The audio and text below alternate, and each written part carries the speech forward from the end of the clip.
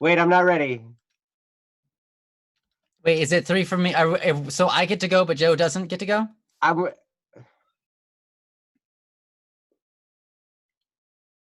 not live, but ready. Joe isn't live. Is that correct? Joe down there is not live, but I am. Is that okay? Okay, good. Well, I can cover for him while he gathers himself and figures out how to do Don't Worry Wednesday. So welcome everybody to Don't Worry Wednesday. What are we? Oh, what show here is this? we are. Well, here I am. Joe will let us know when he gets back. But you know, I mean, I see him drinking some nice cup of something, but he's currently apparently not ready for this, so we're gonna go without him on Jesse's command. This is what Jesse told me. I don't. Do you have different information? I'm confused. All I hear is maniacal laughter. Yeah, I was like, here's a bunch of laughter in the background from Jesse. Can they hear you, Jesse?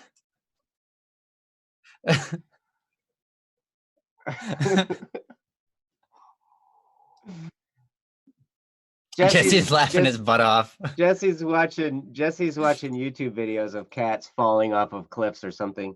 Oh. I don't think that's very funny to a lot of people. Sorry. He's watching videos of cats chasing laser beams. There you go. Yeah. That's a little bit better. Yes. Hey guys, welcome to Don't Worry Wednesday. Thanks for being with us. Thanks for putting up with us. Happy to see you all here. Really great to see. We got some people that aren't here all that often. We got Cheese Whiz with us. I mean, what's better than that? I mean, Cheese Whiz goes on pretty much anything you can put it on, including your couch. Crackers, chocolate cake, peanut butter, Cheese Whiz. Yeah. Yep, your couch. You can put Cheese Whiz on your couch. Just clean it before you lick it off, because couches are very well known for collecting germs.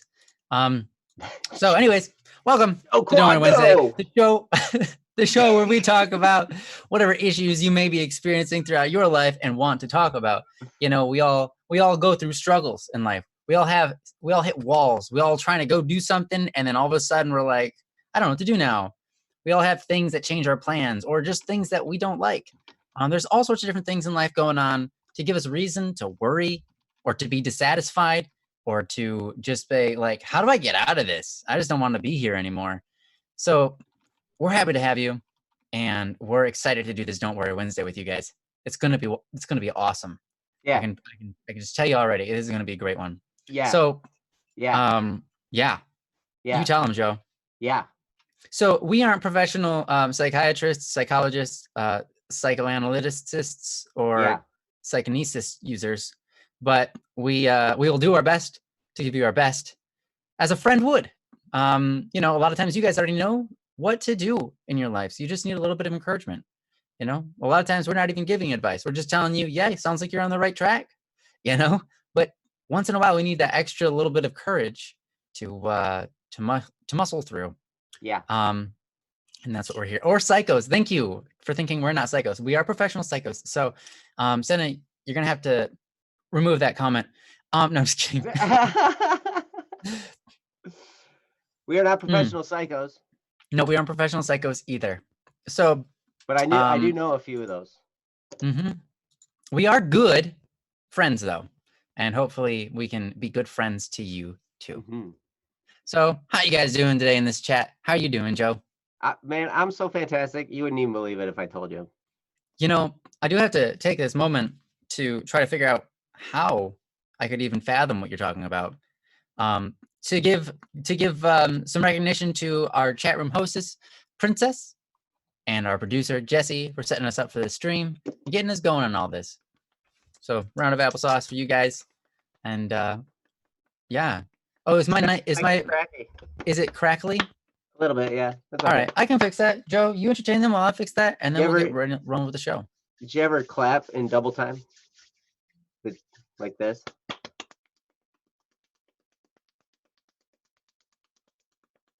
Ever do that? Ryan can't hear me. He can't do it. No, he can't. Jesse, can you do that? They can't hear you. It's fun. I always started like doing this because I was like, I want to be able to do that. I see people do this whole crazy thing, and I'm like, oh, I want to do that. So you just like rub your hands together, and then you just separate your hands a little bit.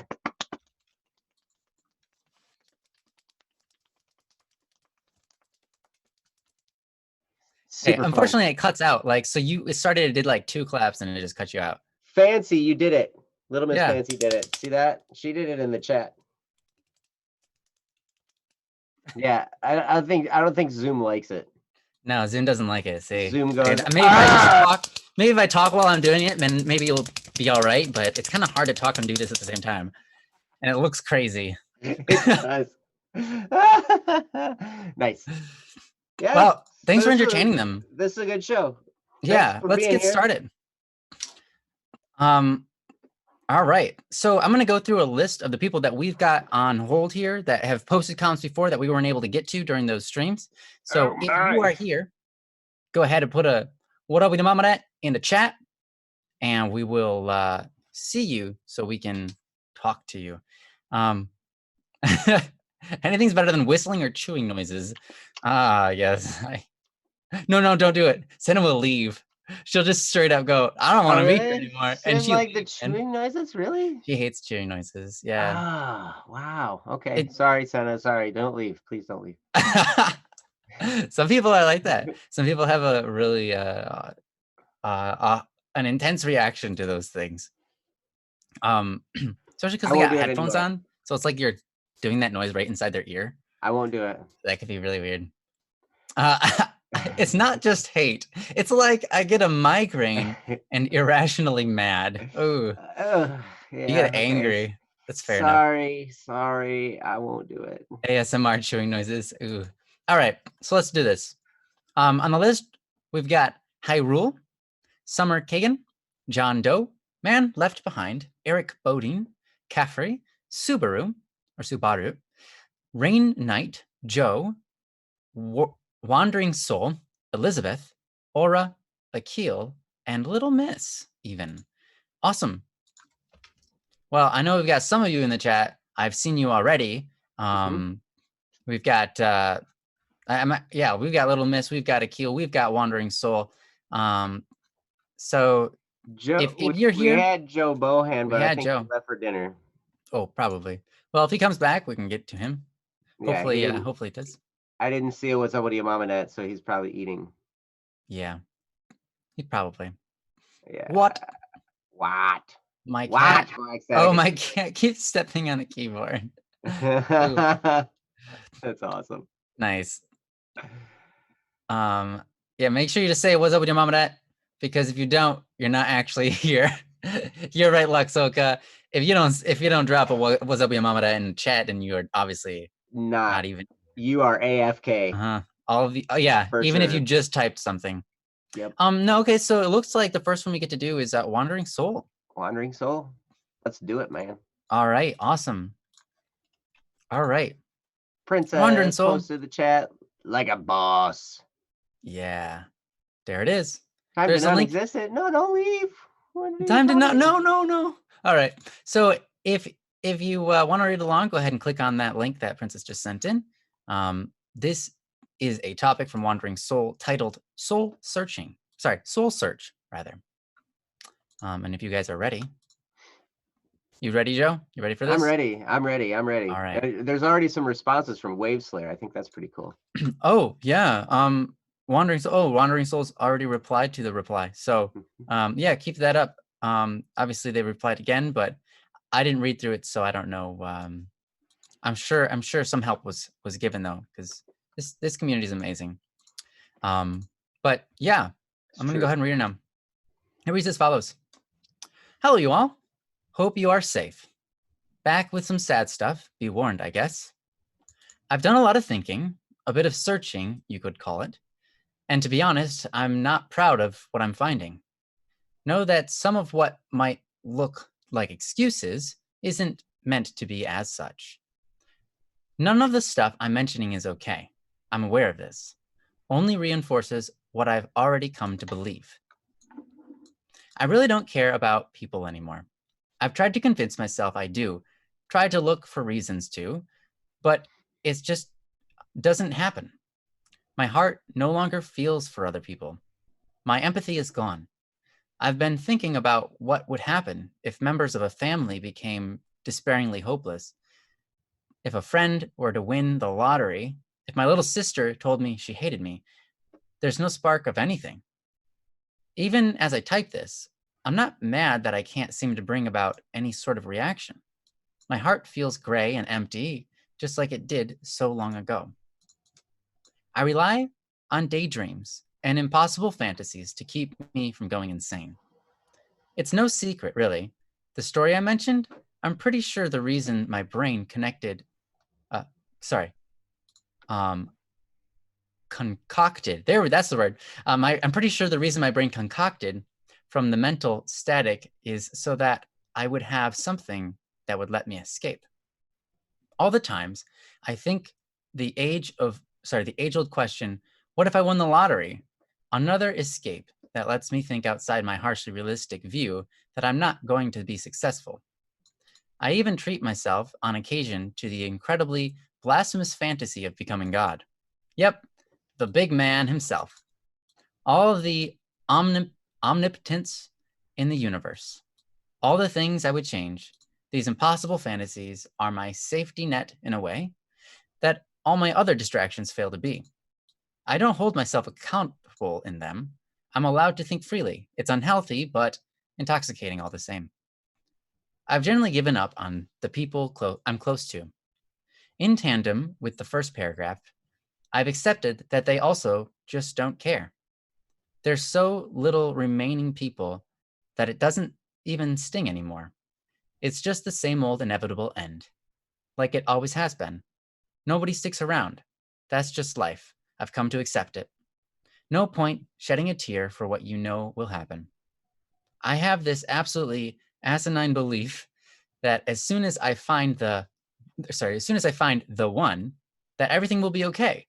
In the same way that I've spoken about time and time again, the romantic love of a partner seems to be the only type of love I can feel anymore. But even that's just laughable at this point. I'm not going to be loved that way. It's just not going to happen. I'm not handsome. I'm not smart. I'm not rich. The only thing I had, my kindness, is also just about gone now.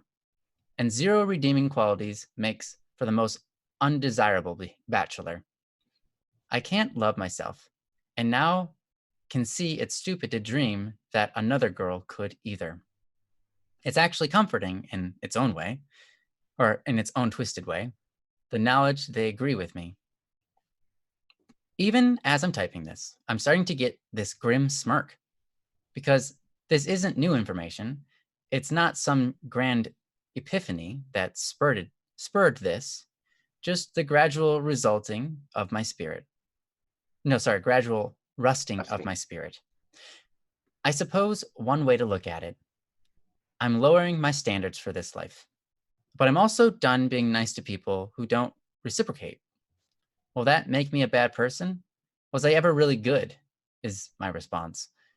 Because I pretty much know the answer. Because I pretty much know that answer. And I know me best. And that is the finish for this post by Wandering Soul. Thank you for sharing with us, Wandering Soul.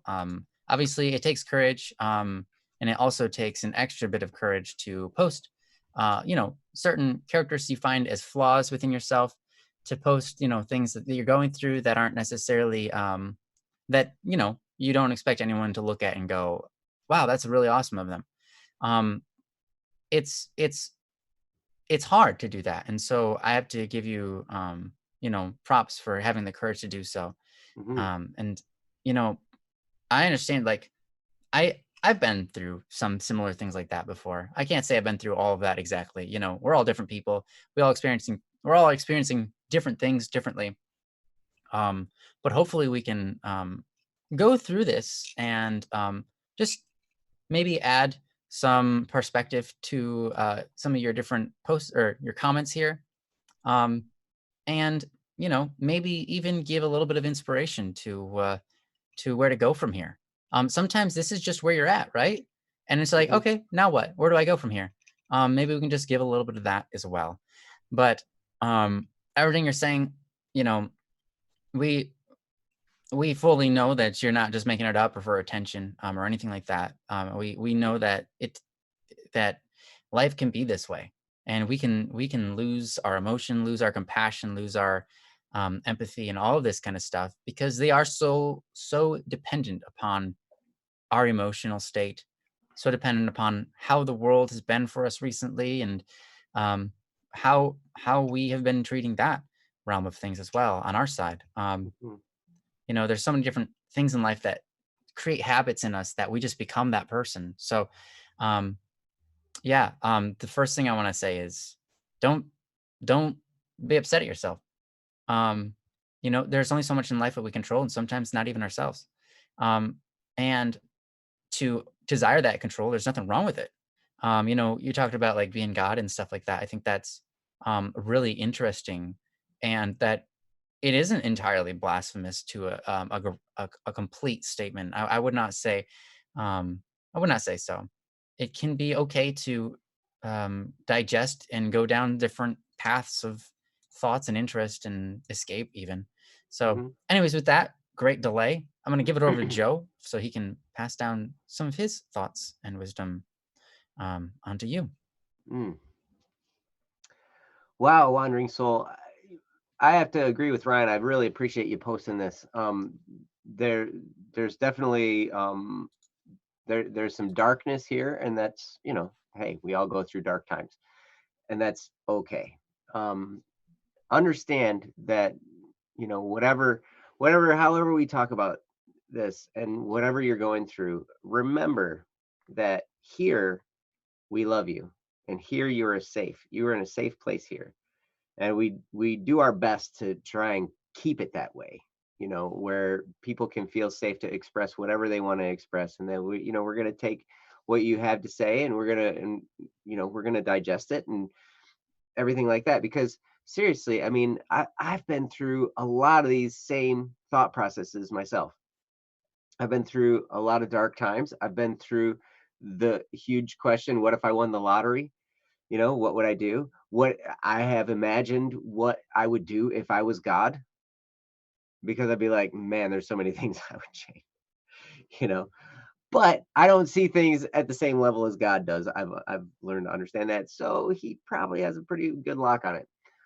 One thing that came to mind as I was reading along with Ryan was there's this book by a guy named Viktor Frankl. It's called Man's Search for Meaning. Frankl is spelled Frankl. Oh, there's no E at the end. There's no E. It's just Frankl. And it's called Man's Search for Meaning. It's a pretty wordy read, and it's kind of difficult. The guy was in a Nazi concentration camp. The guy was a psychotherapist. He's a psychotherapist. He was a psychiatrist. And he was captured by the Nazis, and he was put in a concentration camp. And so he experienced some extreme darkness there, you know, and watched people go from hopeful to hopeless. You know, he kind of analyzed all this stuff, and he put a lot of this stuff in this book, Man's Search for Meaning. And one of the things, because I'm detecting a bit of hopelessness in your post here, and I understand how that feels. I understand how it feels when you think the world is against you, and you feel like you have nothing to contribute, you have nothing that's going to make it anywhere. And it's amazing, because one of the things I've learned, there's a few things I've learned.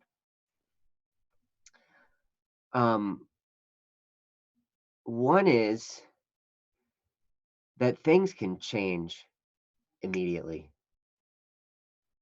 I have been on high times, like great, wonderful things have been happening, and then all of a sudden everything's crummy. And I've been going through really, really crummy times and had everything just turn on a dime and everything's great again. I've been through both ways. So I know things can change really, really quickly. So just because you feel a certain way right now doesn't mean you're going to feel that same way forever. And I've also learned to take the long view on a lot of things, where it's like, okay, you know, things look the way they do right now in a lot of different areas of my life. You know, things look a certain way in my marriage. Things look a certain way in my business life.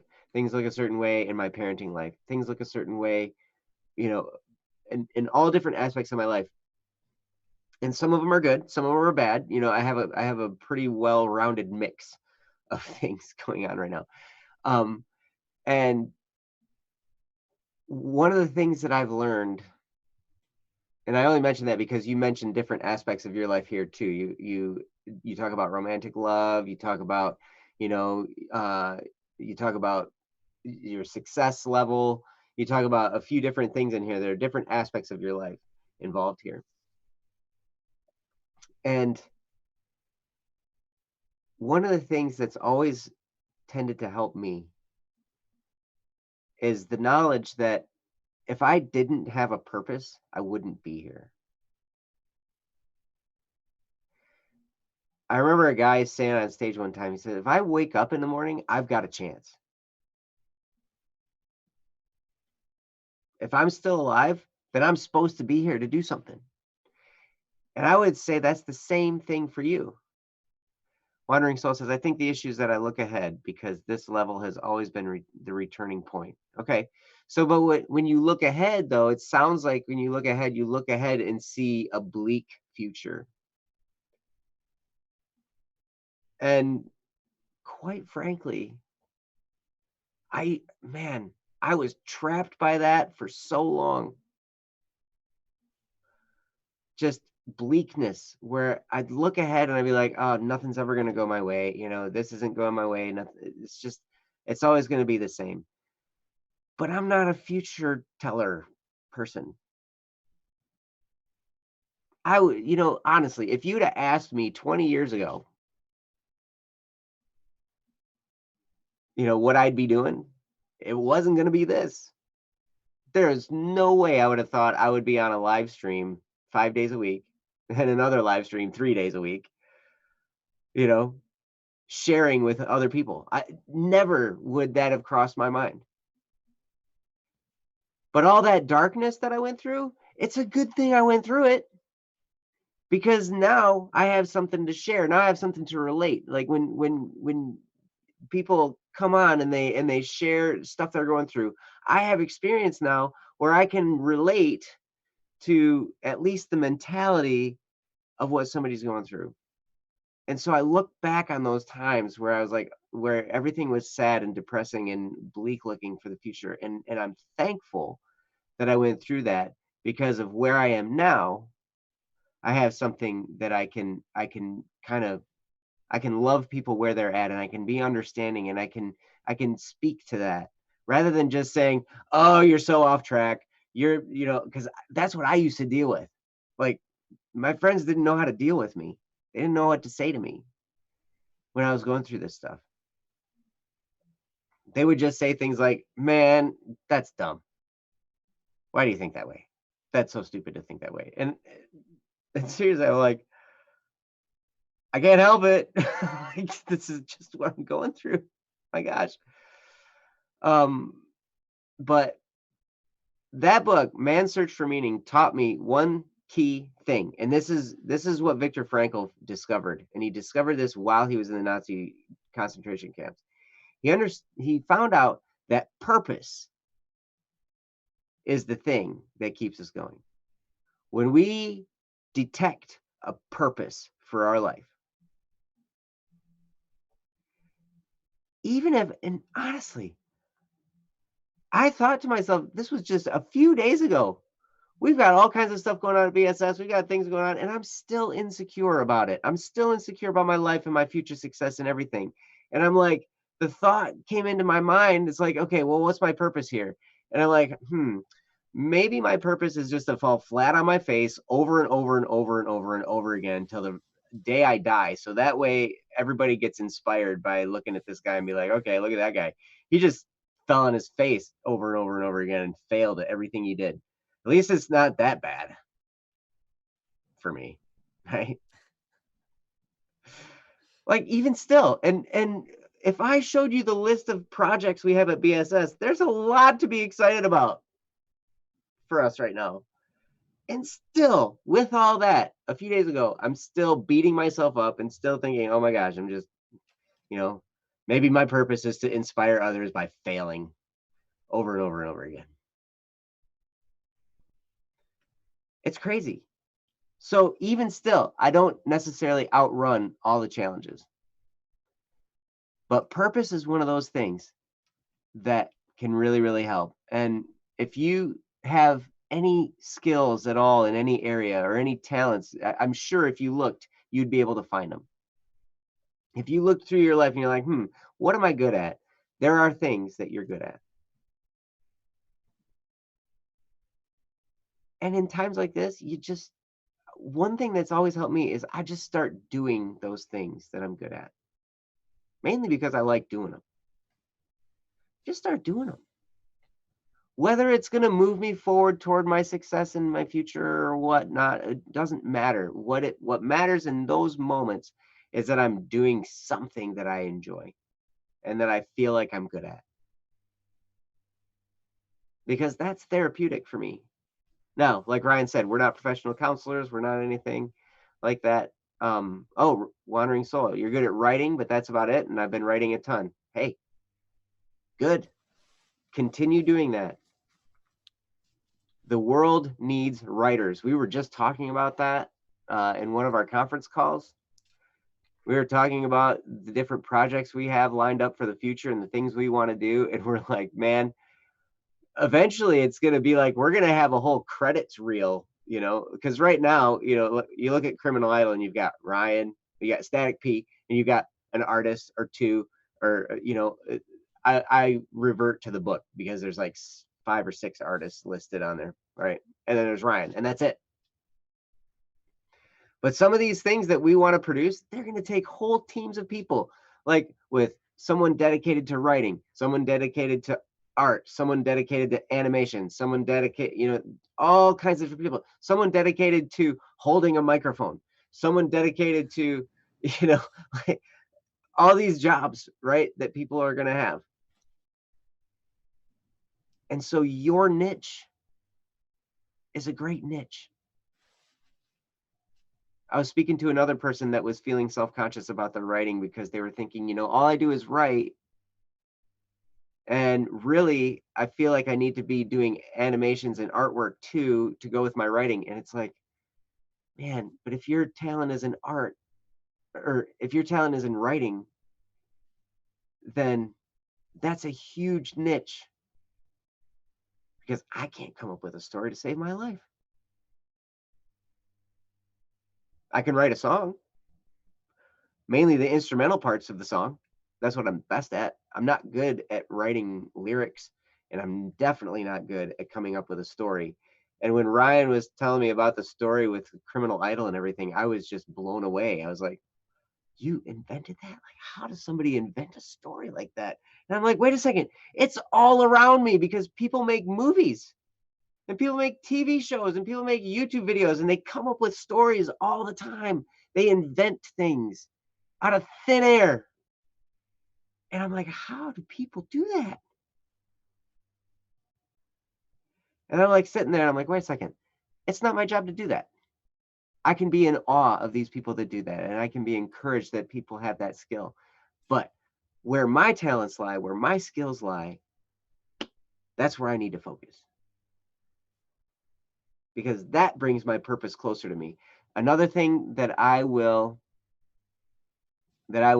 encourage you to do.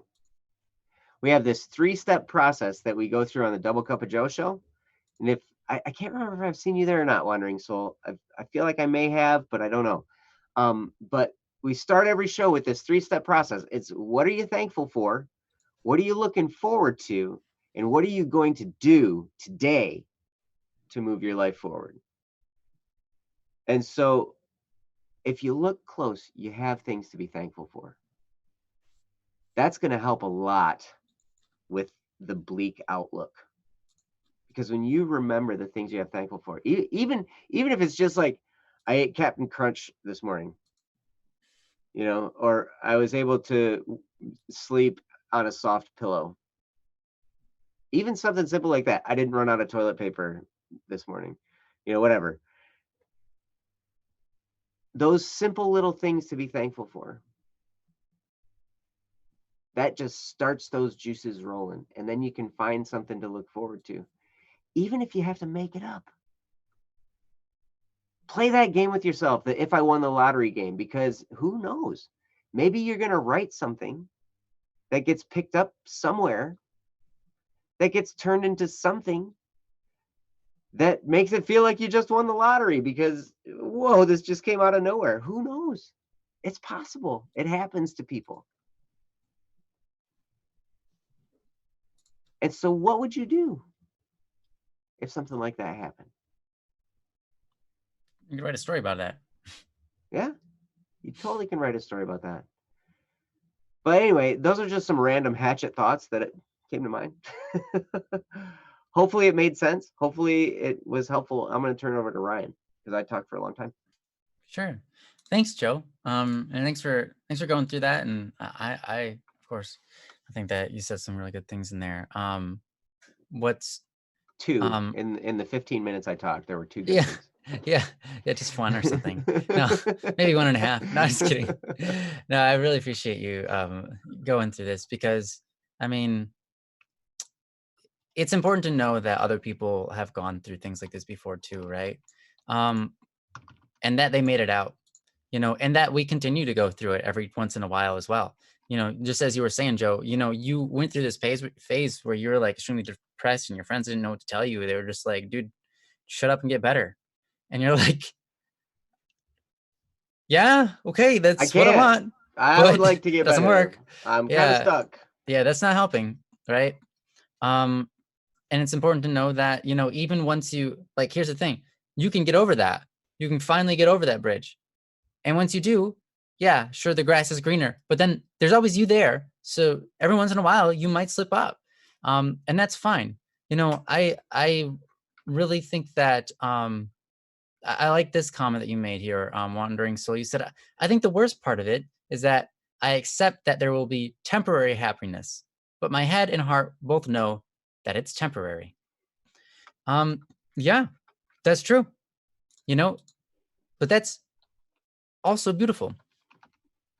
See, hate, anger, pain, suffering, etc., sadness, sorrow, depression, anxiety, all these things have a time limit. Mm-hmm. Happiness, joy, pleasantries, peace, warmth. These have time limits. Mm-hmm. That's beautiful. And I think that it's beautiful because once you start having a time limit on things, it allows you to experience it for that moment. And it doesn't have to live forever. It allows us to value that moment more. And then also, because time continues moving forward, we get to take it and move it forward with us.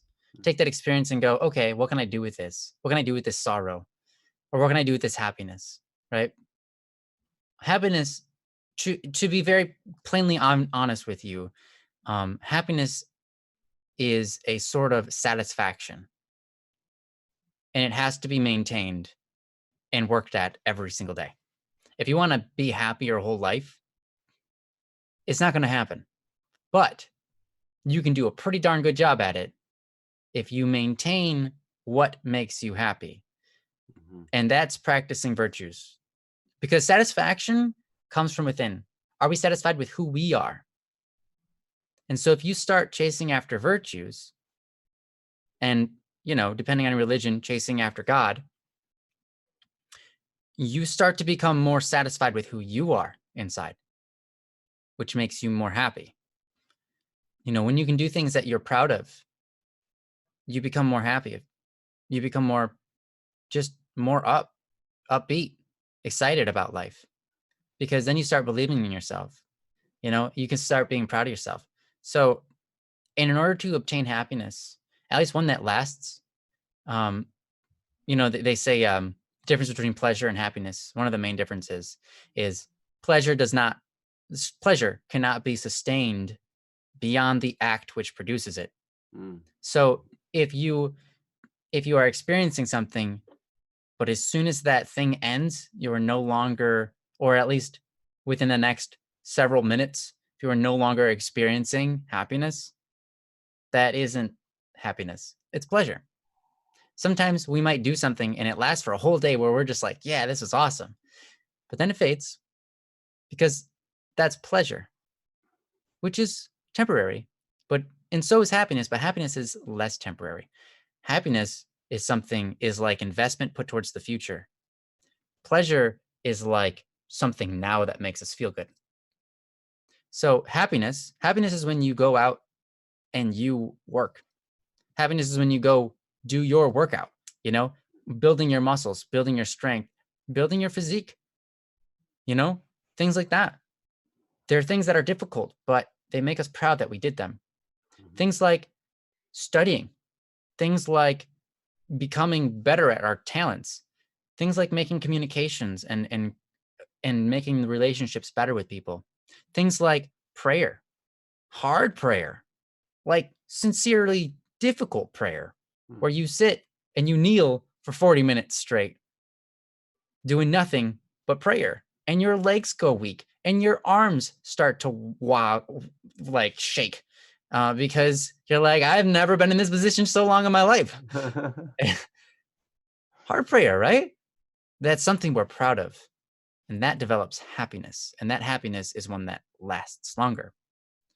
But that happiness can end if we aren't taking care of our own internal, if we're not investing in ourselves, right? So happiness is all out about satisfaction.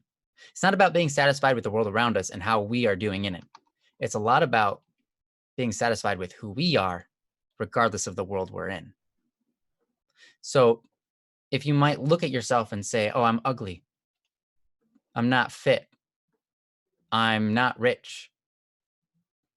Well, some of that is based on the world around you and how the world looks at you. But you can always improve as a human being. And once you start doing that, that world starts to matter a whole lot less, because you start to realize, I can't control that. I can't control necessarily. I mean, you can to a degree. You can control your own personal economy, but you can't just say, oh, I'm going to be rich tomorrow because I'm going to choose to be. No, you don't actually get to pick.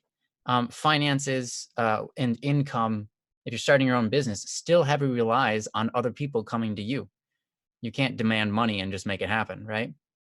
And so you start to realize, okay, I need to be happy regardless of my money, right? But if you work on who you are inside, you start to realize, I'm more capable of making money because I've worked on me.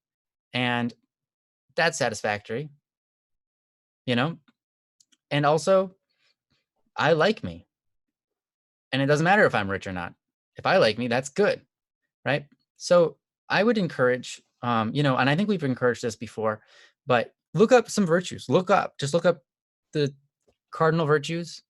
Look up any set of virtues if you want. There's a list of like 14 of them. There's also a list of like 30 of them, or there's a list of like 7 or 5, but I would say start simple. Look at one and just heavily look at that and say, what can I do to make myself look better in this area? Just pick one virtue. There you go. Just pick one virtue, study it, and go, okay, what does that look like in my life? And then start doing that. And then don't move on to the other virtues. Just study that one virtue and work at it until you think, you know what? I think I've kind of got that one down. I think I'm capable of moving on to the next one. If you start practicing that, I can promise you happiness is nearby. Happiness is closer than you think.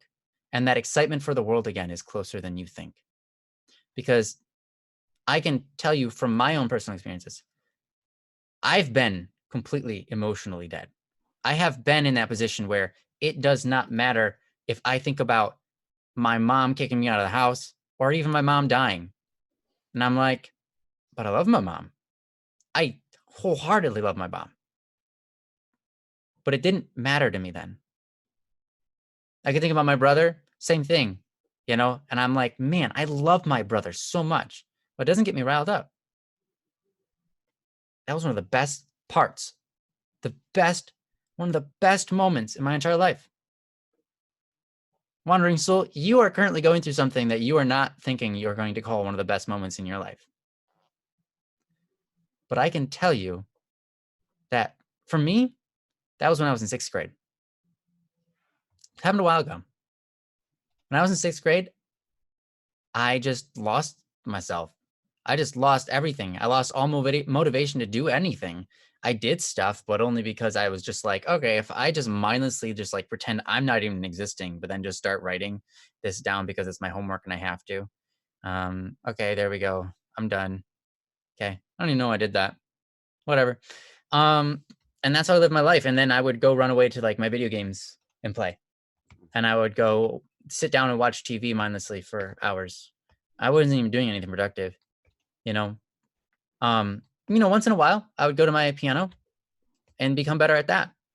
But it wasn't because I felt good about doing it. It was just literally I had nothing to do. So I was bored out of my mind and I was like, I can still function, so I will. I mean, I've been there. It was depression, right? But let me tell you something. Again, I tell you, that was one of the best moments in my entire life. Not because that's when I was the most happy.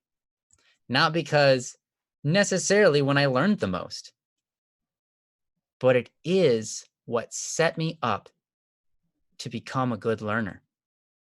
It is what set me up to start being interested in wisdom, in what is a good life? What is happiness? How do I achieve that? What are other people? Why do they do the things they do? It set me up to allow myself to no longer have to take on the emotional responsibility that I have and start looking at myself as in kind of like I would look at myself as a third person being. I would look at myself like, okay, there's Ryan and he's doing that. And there's Michael over there. And Michael, I'm just going to like remove myself from me. I'm not going to have any emotions. I'm just going to let Ryan be there. And I'm going to assess the situation. So Michael just said this to Ryan. Before I even get upset, because I honestly just can't even. Why would Michael say that? Well, maybe he's had a home life that brought him to that. Like maybe his dad says that sort of thing to him. And now he's just kind of saying the same thing to me. Interesting. What's the logical way to figure out this situation? Like, what's the logical way to solve this? Because I don't really have empathy for him. I don't feel bad for him, but I also don't really feel that bad for me. So, you know what? Let's just figure out how to logic my way through this and then get it figured out, solved, and so I can move on with this scenario, right? That was my 6th grade. I started doing that.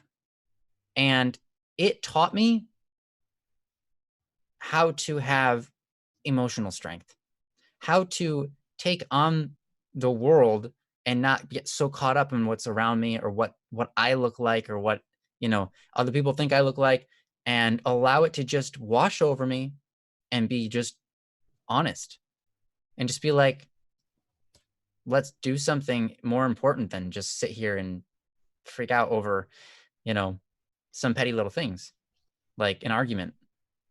Let's figure out how to move on past an argument. But how do you do that? When someone argues with you, what's the best thing to do? It made me start thinking about all sorts of different stuff. And right now, I mean, I can tell you're in that thinking phase. You're thinking about all sorts of different stuff, right? And that is wonderful. The more you think right now in this stage, here's the thing though, to be careful of. You have to make sure, and I think you're kind of saying this in the chat, but you have to make sure that when you think, you're being constructive, not destructive, right? Now, you can't completely control your thoughts, right? I mean, eventually you get to a point where you can control them really well. But that requires a lot of time invested in silence and doing nothing and literally just thinking all day long. And then eventually get to a point where it's like, hey, I can kind of control my thoughts now. So the more you do that, the better you get. But you never get perfect at it. No one does. Because of outside stuff coming in, including a spiritual warfare, and all that kind of stuff. So, yeah. What I'm ultimately saying in this is, Wandering Soul, something you already know. One, it gets better. And it gets better with you. Two, this too will pass. And it's good that you're going through it. Because everything has a reason. And you can make this a really good thing. The phrase that I often use is to remove myself from a scenario. When I was in 6th grade and I went through that, what I ultimately learned, one of the main lesson I learned was how to remove myself from a scenario. Because by doing that, I allowed myself to not get caught up in what I think, to get caught up in how my emotions, to not get caught up in, is this fair or not? To not get caught up in all the hullabaloo of the emotions and the craziness that goes on in our heads when conflict arises. And instead, allow myself to be removed from the scenario so I can look at it and make sense of it and then take action. And that brought on a whole lot of emotional control. What you're going through right now might not feel good, but it will feel good later when you realize you get to have the ability that so many, many, many people wish they had. Because you're going to come out of this with an ability that you're not going to be able to give to anybody, even though you wish you could. There are people in my life where I'm like, if I could take you through what I've been through just so you could get better at this, I wish I could. But I also wouldn't wish all that pain on you either. When you get through this, you will have an incredible ability. It might not be exactly what I described, but it will be something that compels you forward in life. The empathy for people will come back. Just like you said, you tell yourself, I got to love these people. I know I love them. I love them. I love you. And it doesn't kind of spark anything. That's okay. Nothing wrong with what you're doing. Keep on doing that. It's a good thing. Your empathy will come back. But right now you're going through something that you need to go through. And I think that you'll find out eventually that this was one of the best moments in your life. But you have to make it through it, And with that, I'm not really going to say a whole lot more other than one quick thing, pretending to be God. I think a lot of us people have done that. Like, if I was God, I would change this. Eventually came to a point where I've become like, if I was God, that would just be awful. Because one, like, like I'm not smart. I mean, and I'm confined to the rules of this universe, and like, I don't know a whole lot. Even if I could know everything, it'd just be like, I have seen so much from the things I thought were bad. God takes something, when something looks bad, he turns it into something that is so great it could not exist if that bad thing didn't happen. And so all the times I thought, man, if I was God, I wouldn't allow there to be, I wouldn't allow people to be poor. I wouldn't allow that to be a thing. I would figure out a way to make sure that no one in the world could possibly be poor and suffer through that. But it's funny because then you have people who will be like, no, I want to be poor. And you have people who are like, yeah, I've decided to become poor because it helps other people. Because I'm going to live my life on the streets, helping other people who are poor find love, find joy. Or I'm going to give up all my stuff just to make other people happy and then make myself happy by doing so. Living that struggle makes people happy. I'm telling you what, the greater the sacrifice, the greater the joy in the end. You right now you're going through something and it's a great sacrifice. It's a lot of pain. Smile about it. And I know that sounds crazy, but let me tell you, when you go through life and you can smile about your conflicts, smile about the pain, when you go to, you experience the pain, you're like, oh yeah, that's painful. and you just give it up to God, and you're like, you know what, God, I understand that you've given me this life. I would gladly take this pain on because I know that, one, that shows you love, and that I love you enough that I'm going to continue suffer just for you, because to suffer is to show love, because you cannot show love without suffering. You cannot prove love without suffering.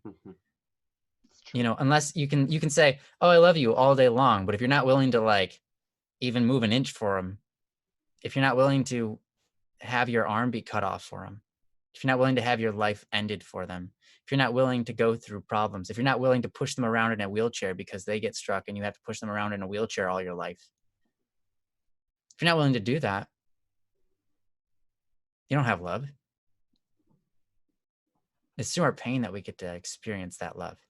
And it's through our pain that I get to give that up to God and say, God, I love you. Thank you for this life. Thank you for this chance to love you. Even if it hurts, the more it hurt, the better. So it's okay, God, you know, and then I just smile through it. It's good. It's beautiful. I can't express to you the beauty in that. And you'll understand if you go through it. So next time you're in pain and you just recognize, you know, this is painful. This is hard. Just give it up to God and say, you know, I love you. I'm willing to go through this for you. Because he went through it for you. So anyways, I know I've kind of went into a religious bit, but if you're not religious, I'm sorry, but you don't have to listen to what I say. I'm not a professional psychologist anyways. So I want to move it back over to Joe. Do you have anything you want to finish up with? Or I do. Just a couple things, and I'll be quick. I noticed in your previous post, Wandering Soul, in the chat that you mentioned the hierarchy of needs. I'm guessing you're talking about Maslow's hierarchy of needs. It's physiological needs, like basic body needs, safety, love, and belonging, and then esteem, and then self-actualization is finally the highest one. But like they build on each other, right? So you need the lowest level first in order to achieve the next one, and then you need those to be solid before you can get to the next one, and those to be solid, right? One of the things I was just clicking through a few of these things of people describing these, and physiological needs. They got, okay, air, water, food, shelter, sleep, clothing, reproduction, you know, stuff like that. But you know what? I looked through a whole bunch of these while Ryan was talking. Nobody mentioned exercise. Nobody. And I can't tell you how impactful that has been for me. I mean, just today, I did a ridiculous exercise routine just back here, behind there. And I'll tell you, I would encourage you to do this. Try this for a week. Now, here's the thing. I will say this with a caveat. Sometimes we're going through a tough time. We don't really want to get better. We just kind of feel like being there. I've been there before where I was like, I'm here. I'm going to stay here for a while. But eventually, you're going to want to move on from that situation, right? When you're ready to, try this for a week. Okay. I think they're ready. They said I ordered some weight bands to try and get more fit for walking and other workouts. Oh, perfect. All right. So get up in the morning. Don't hit your snooze button. Whoa. I know that's the hardest thing. That for me, it's the hardest part about this exercise. This is the hardest part about all of it. Get up in the morning. Don't hit your snooze button. Right? Okay. Make your bed. Step number 2. Right? Step number 3. Do the 3-step routine. What are you thankful for? What are you looking forward to? What are you going to do today? Right? And probably you're going to have to, you know, go to the bathroom, drink some water. Drinking water first thing in the morning, life-changing. Right? I'm serious. Because I used to not drink water first thing in the morning. I used to just go straight to coffee. And then like when I started drinking water first thing in the morning, totally changed my whole outlook for the day, right? That's one of the basic needs, water, right? Because you said in your post, Wandering Soul, that you feel like maybe you're stuck at one of those basic needs somewhere. You're in the hierarchy of needs. You're stuck somewhere and you can't move on. It might be in that physiological needs section, but I was so shocked I didn't see exercise in there, because that's the next step in the morning. So you got to get up, don't hit your snooze button, get some water, go to the bathroom, do whatever you got to do, right? And make your bed. What are you thankful for? You could just stop with that one, right? Just think of some things you're thankful for, and then do some exercise, whether it's stretching, walking, running, push-ups, sit-ups, whatever. Choose your own adventure here, but do something that gets your heart moving and your blood pumping and everything like that, right? I'm telling you, every time that I went through a depression, every time I went through a time when I was really, having a hard time, I was not exercising. Every time I felt great about my life and felt like things were going to be going good, at least I was hopeful, I was exercising. Whether it was that I was on the swim team when I was in high school, or whether I was in marching band when I was in college or high school too, because that was some pretty, I was percussion, I was in the drum line, so that was some exercise. Right? Fair. But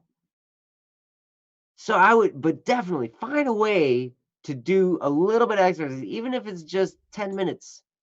Start with that. 10 minutes a day. That is going to help. Your brain will start thinking differently. You'll feel more confident. You'll feel more hopeful. You'll feel like things are more in order. Like it's so crazy. Like when you start doing that, your brain will line things up better for you. It's the weirdest thing. But yeah, so I would encourage you to do that. I would encourage you to get a book called The Miracle Morning by Hal Elrod. That book helped me so much. I know I haven't promoted it on this stream in a long time, but I'm going to do it again, because that book changed a lot of things for me, helped me out a lot just to have a morning routine. And then remember this one thing.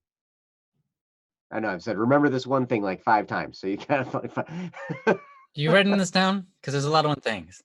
Yep. Here's something I want to encourage you with. You're a writer. You're going through a dark time.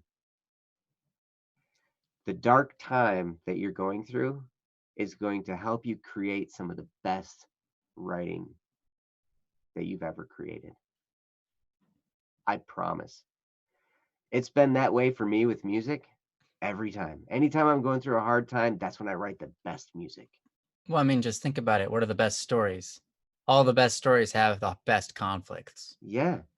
And you can only really come with that if you know what conflict is, internal struggle, that you can relate with people. When people go, oh my gosh, I relate to this story so much, that's a good story, Mm-hmm. Absolutely. So you are getting points of connection with the rest of the world, with other people who are going through similar struggles. Lots of people go through this. Lots of people go through dark times. Everybody goes through struggles. And you can capture that. If you can capture it in writing, people are going to relate to that. They're going to want to read it. And it's going to be put together in such a great way because you're experiencing that difficulty. So remember the value in your struggle. I love what Ryan was talking about, that it does have value. And then once you start, if you get on a solid morning routine, I bet you that would help a lot, because that's gonna fill that or the physiological needs, which is the basis for all of the other needs. Mm-hmm. That's gonna set that in order, so then the rest of the hierarchy can fall into place for you. So anyway, that's what I got. Yeah, and then you start feeling good about yourself, which will help your mental and eventually drive you to happiness, because that's being satisfied with oneself. So, but yeah, I think it's about time to move on to the next one. We've been at this one for like 45 minutes, and that's a little bit longer than we usually go. But we had a lot to talk about here, so we really appreciate you sharing this with us. sometimes these topics, they do take a little bit longer because there's just so much we could talk about. We could talk about some of these for days, to be honest. But we love you. We love that you're here, and you're a blessing. So thanks for sticking around. Thanks for being here. Thanks for giving us a topic and allowing us to be a part of your life. Man, absolutely. That is so cool. We can't, honestly, we can't thank you enough. It seems weird, but you might say thank you to us for helping, but honestly, we just appreciate you so much. So keep on writing. Please, at some point, write some stories on bss.studio so we can look over them and praise you. Yeah. Because this world needs more writers. As much as that sounds crazy because you think, oh, there's too many writers. Well, I think not very many people are stepping up to the plate because we're having trouble finding really good ones. So we are. I'm sure there were going to be amazing ones if people just start coming out of the woodwork. So anyways, Joe's here. He says we can't see him. We can see you. So I guess I see you. Hyrule, are you the Hyrule that posted forever ago? Topic being the crossroads and about being a programmer. If so, we could do yours. If you're not that Hyrule, then we will just move on from that. But having been in college for 3 years, learning programming, if that was you, and you want us to do your topic, we'll be full on for that. Otherwise, we've got, is Elizabeth with us today? If not, we'll just cut right to Joe. But we can't. Elizabeth is here. Okay, so we got, let's see here. Is she just, Elizabeth, are you just lurking right now? Oh, there you are. Alive. Hey, I'm alive. So we've got Joe, we've got Elizabeth, we've got Aura, we've got Akil, and we've even got Little Miss. So we've got quite a bit of people here. Let's try to get through some of these. All right, let's do it. If everyone doesn't mind a little detour along the religious realm, we could probably take this one a bit short. We can do this one. It probably wouldn't take too long. Obviously, theology is an extremely huge subject that we could talk about for years without delving into it much. But Hyrule says that was me a while ago. It's okay. It's okay. Okay. Well, do you want us to do it? I know it was a while ago, but by now you've probably got to figure it out. But if you want us to do it, just let us know because we would be more than happy. It's so cool to see you here with us because that one's been up there for a while. And we're like, since October, October 22nd. Man, we kept it here for you. So it's great to see you. So let's just do Elizabeth's first. Is that cool with you, Joe? No, nothing's cool with me. All right. Is it hot with you? It's hot with me. All right. We'll start with Elizabeth, then we'll move to Hyrule. Hyrule says, yeah, sure. Okay, cool. Sweet. Let's do it then. So this is Elizabeth. It's about free will. That's the name of the topic. Princess says, I'm grateful to her. She's posted it in the topic or into the chat for you guys. So if you want to read along, feel free. Yes. Here goes. It reads as follows. Okay, well, I have a question. How do you explain the presence of predestination in the Bible? When God hardens Pharaoh's heart, Exodus 9:12, did that not take away Pharaoh's free will? And in quotes, but the Lord hardened Pharaoh's heart, and he would not listen to Moses and Aaron, just as the Lord had said to Moses. After the quote, it says, are we doomed? This is a great topic. One that I really enjoy and would love to delve into a lot, but I'm going to try not to take it too long because I know I can, and Joe as well, could easily get carried away with this. That's why we need a fourth. What, 1, 2, 3, 4, 5, 6, 7, 8. We need a 9, 10, 11, 12, a 13th stream that we do this week called, because we do 12 a week. We need a 13th one called Theology Thursdays. That's right. And we would love to do that with you guys. We talked about it this morning. Yeah, did you? Cup of Joe. Yeah. You weren't there, so we nominated you and your brother Kyle to do it. Oh, really? Yeah. Yeah. Okay. Yep. We nominated you guys to do it because after the conference call and we saw you guys going back and forth, we're like, oh, that would be entertaining. Oh, yeah. Yeah. Right. We were talking Theology Thursday Throwdown. Yeah. Oh, man. Theology Thursday Throwdown. Hey, we get debates up in here. Awesome. Well, okay. So, to get back on track. Yeah. Okay. So questioning, in this regard, the whole aspect of, predestination. Are we just doomed? Is God, has already God figured out like, yeah, you're going to succeed, you're going to fail. I've made you that way. Because I get to really just decide whether your heart is hardened or not. Just as he did for the Pharaoh in Exodus 9:12. Again, great topic. I'm excited to hear what Joe might have to say about this. Go for it. It's interesting to talk about this. When I hear about predestination and you read some of the works of who was it? I think it was actually Martin Luther who wrote something about the bondage of the will, and his position was that we don't really have free will. But that doesn't square with me, because I'm like, we do have free will. It's pointed out in there that we have free will. There's a lot of places where it's described in the scripture that we have free will. So we do get to choose, right? A lot of things that happen that may not feel like free will are addictions, or we're predispositions, where we're predisposed to act a certain way, or we're kind of in a habit of acting a certain way, or our life is set up in a way that makes a certain thing easier to choose than others, but we still deep down have a choice, right? And so sometimes when the Bible talks about when God hardens somebody's heart, in a way, the way I see that is like God's kind of giving them over to their sin or their predisposition or their addiction, or in just allowing them to let that make their choice for them, rather than influencing them in the other direction. And part of that is,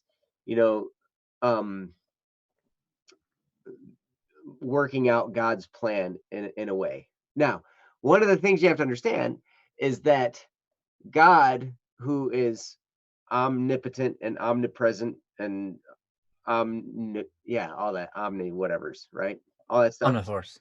One of the things that totally blew my mind when I learned this, and I had to become Catholic to learn this, was that God exists in the eternal now.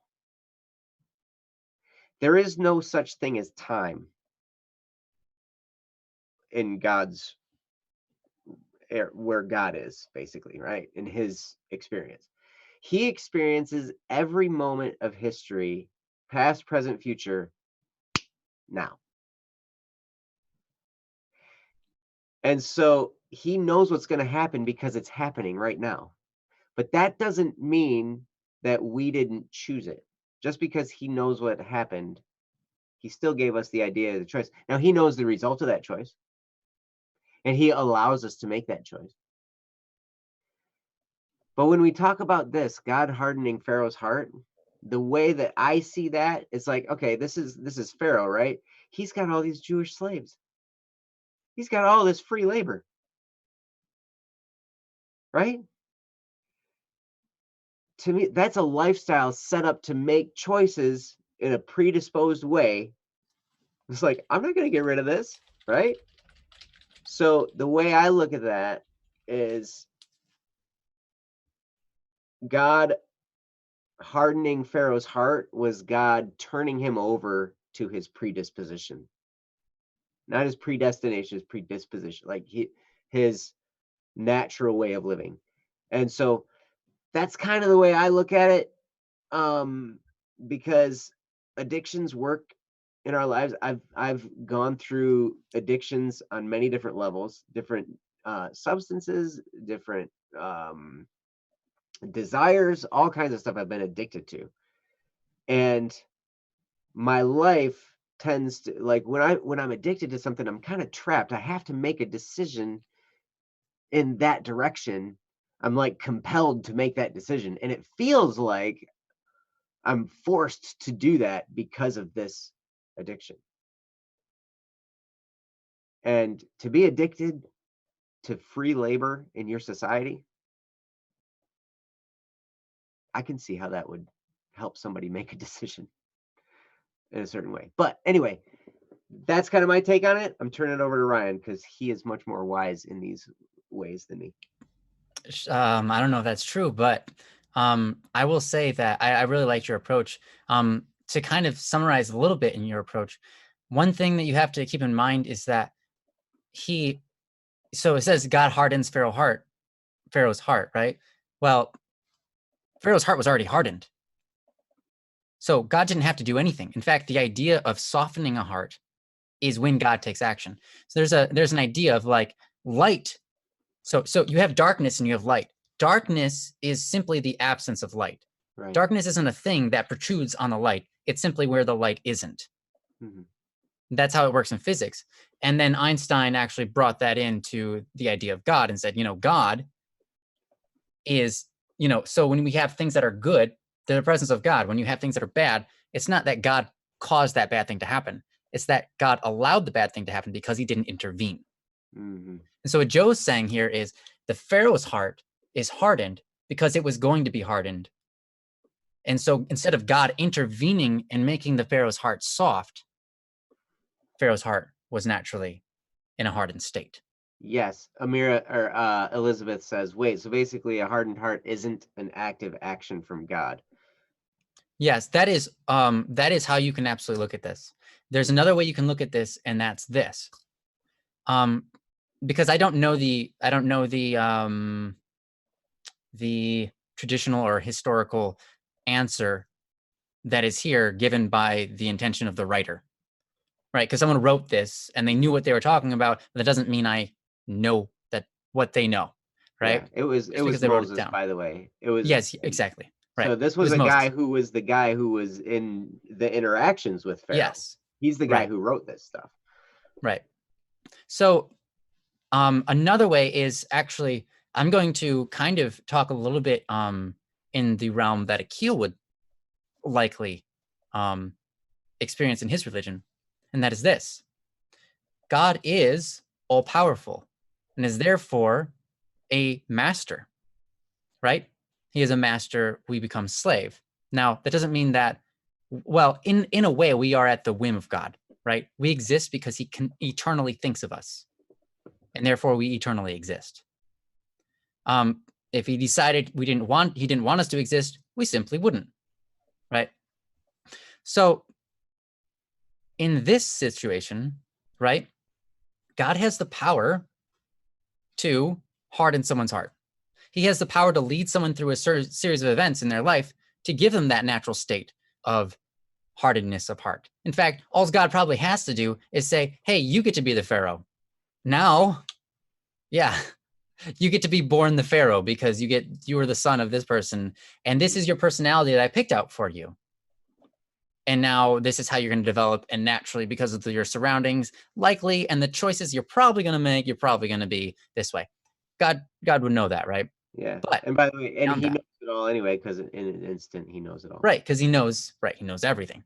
But beyond that, God could actively say, okay, I'm going to make sure that this person has this thought, and this will make them hardened. Now, here's the beautiful thing about this.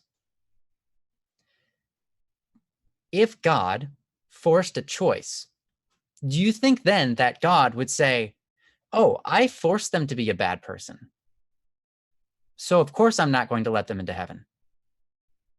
No, not at all. In fact, one would say that Pharaoh, the Pharaoh, right, of Egypt, one could say that there's a big possibility that he's not in hell, because God was there when he made the choices of having a hardened heart. God was there with him, and God chose not to act, or God chose to act. But if he chose to act, then that's on God. God's not going to be like, oh, you chose that for yourself. No, God knows he chose it for him. God chose his life for him in a way. So even if free will was compromised, God would not hold that against somebody. But pretty much the consensus is God never withholds free will, because free will is what allows love to exist. Yeah. It's more so often that God chooses whether he wants to invade on somebody's thoughts or not. Do I want them to think about this at this moment? Or do I want to just not intervene and allow them to go through that path so that they can experience it and figure out that they want to come to me in the end? So God is playing that role as opposed to telling people what to think. He's often just allowing himself to be more present in that person's thoughts or not. But hopefully that gives you the right idea. I mean, there's a theology out there that says basically you have all these religions on earth, and God is allowing all of them to exist because God wants all of them to exist, because they ultimately lead to an end that is the greatest good. And anybody who is not of a certain religion, they aren't condemned to hell just because they didn't know Christ or believe in Christ or that sort of thing. Mm-hmm. In fact, it's the opposite. They have more likely of a chance because they aren't obligated with that, oh, you knew better. So, like, you knew better. Why did you choose that knowingly, right? That's different than they didn't know better. I'm not going to hold it against him, mm-hmm. you know? And so God allows all of these sort of different things to exist. And even he wants them to exist because ultimately leads to the better end in the grand scheme of things. So with that said, I'm going to cut it off there. Hopefully we kept it under 15 minutes. Joe, did you have anything else you want to wrap that up with? I know that Princess says we're at 10 minutes. So maybe 11, 13. I wanted to highlight something Amira said up here. So rather than following any religious text word for word, I think it's better to think about what you want to do, what kind of person, what kind of impact do you put on others as well as yourself. I really, really like that. Mm-hmm. I really, really like that because religious texts can be dangerous. Mm-hmm. You know, if we just read, like we're talking about the Bible here in particular, right? If you just read the Bible on your own and just decide for yourself what you think it means, that can be kind of dangerous. Right. That could, oh yeah. I mean, that could get you doing really dumb things. You bet. If you just interpret on your own, right? Yeah. Yep. And so as I like how she said, you know, it's better to think about what you want to do, what kind of person, and what kind of impact do you put on others as well as yourself. I think that's brilliant because that's the starting point, mm-hmm. right? There are a lot of faiths that take the text and put that as the starting point, and it's not. God is the starting point. And he created you, and he loves you. Right? Now, we can, as Christians, we believe the Bible is without error, and we believe it is beneficial, but it also has to be interpreted in the right light. You have to understand what the writer was meaning when he said what he did, and it's easy to misinterpret that. It's really easy. Yeah, we misinterpret conversations in the here and now all the time. Absolutely. I mean, to do that. Yeah. Yeah. So to have a guide is super duper helpful. And so I wanted to say I applaud you, Amira, for that post in the chat, because that's great. And Elizabeth, I hope some of this was helpful for you.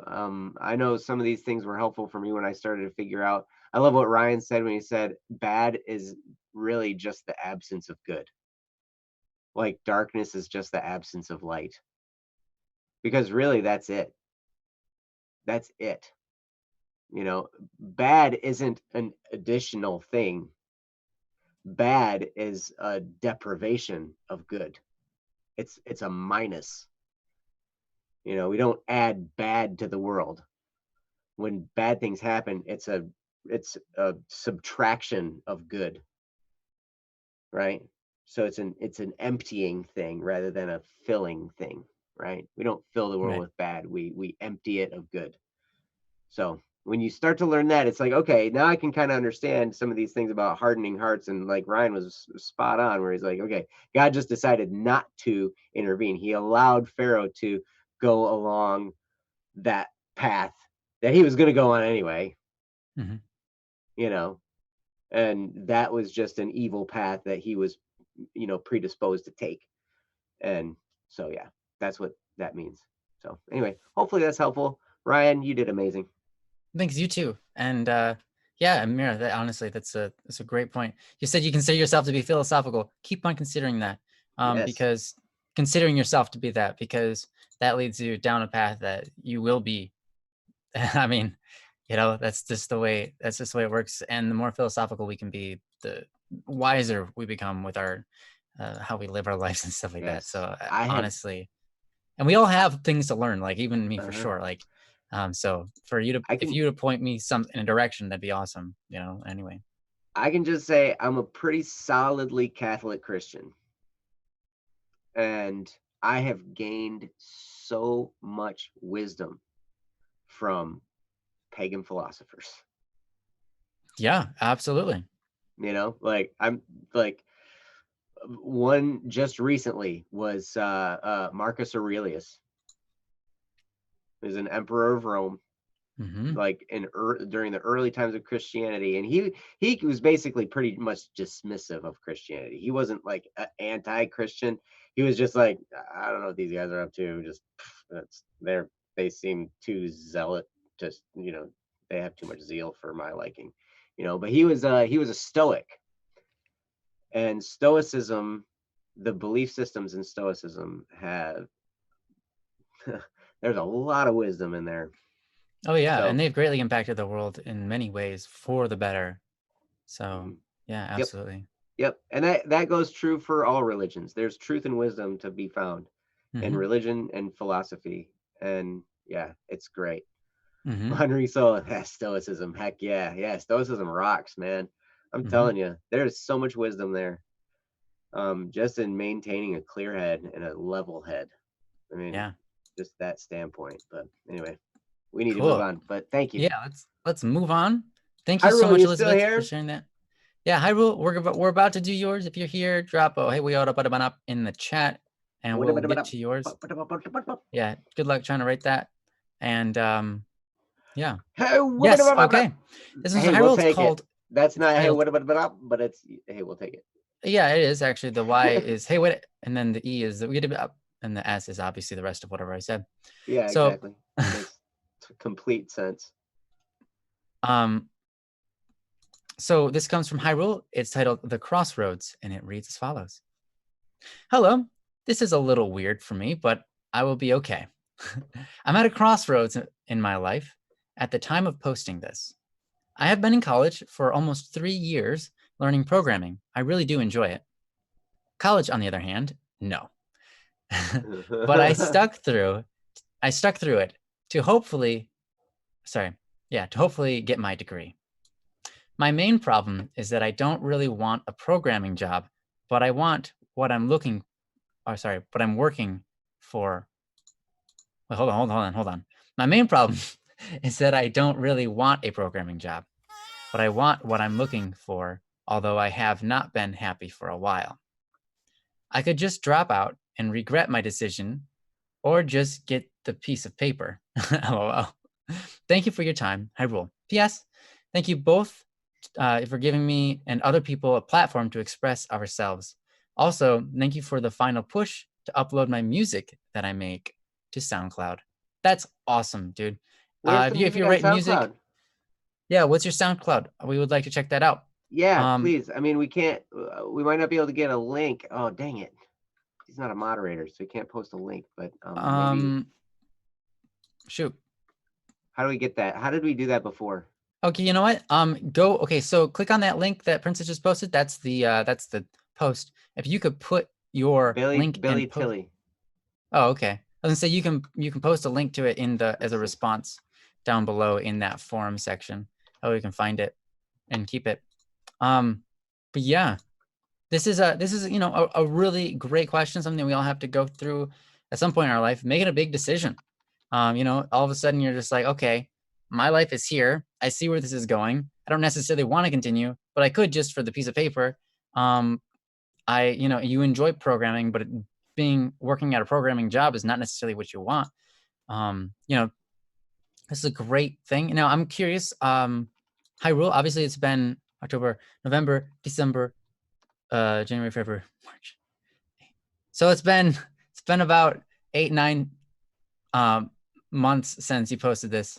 So I am sorry, 7 or 8 rather months since you posted this, and I want to know where you're at with this now. What have you decided? Obviously, it took too long for us to get back with you on this to help you figure that out. So what did you decide, and why did you decide upon that?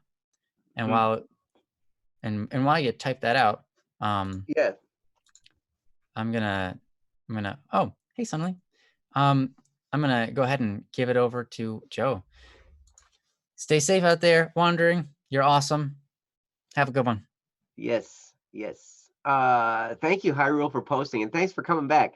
And thanks for letting us know your SoundCloud name. And thanks, Princess, for posting the link so everybody can go check out your music. I'm excited to listen to it after this stream.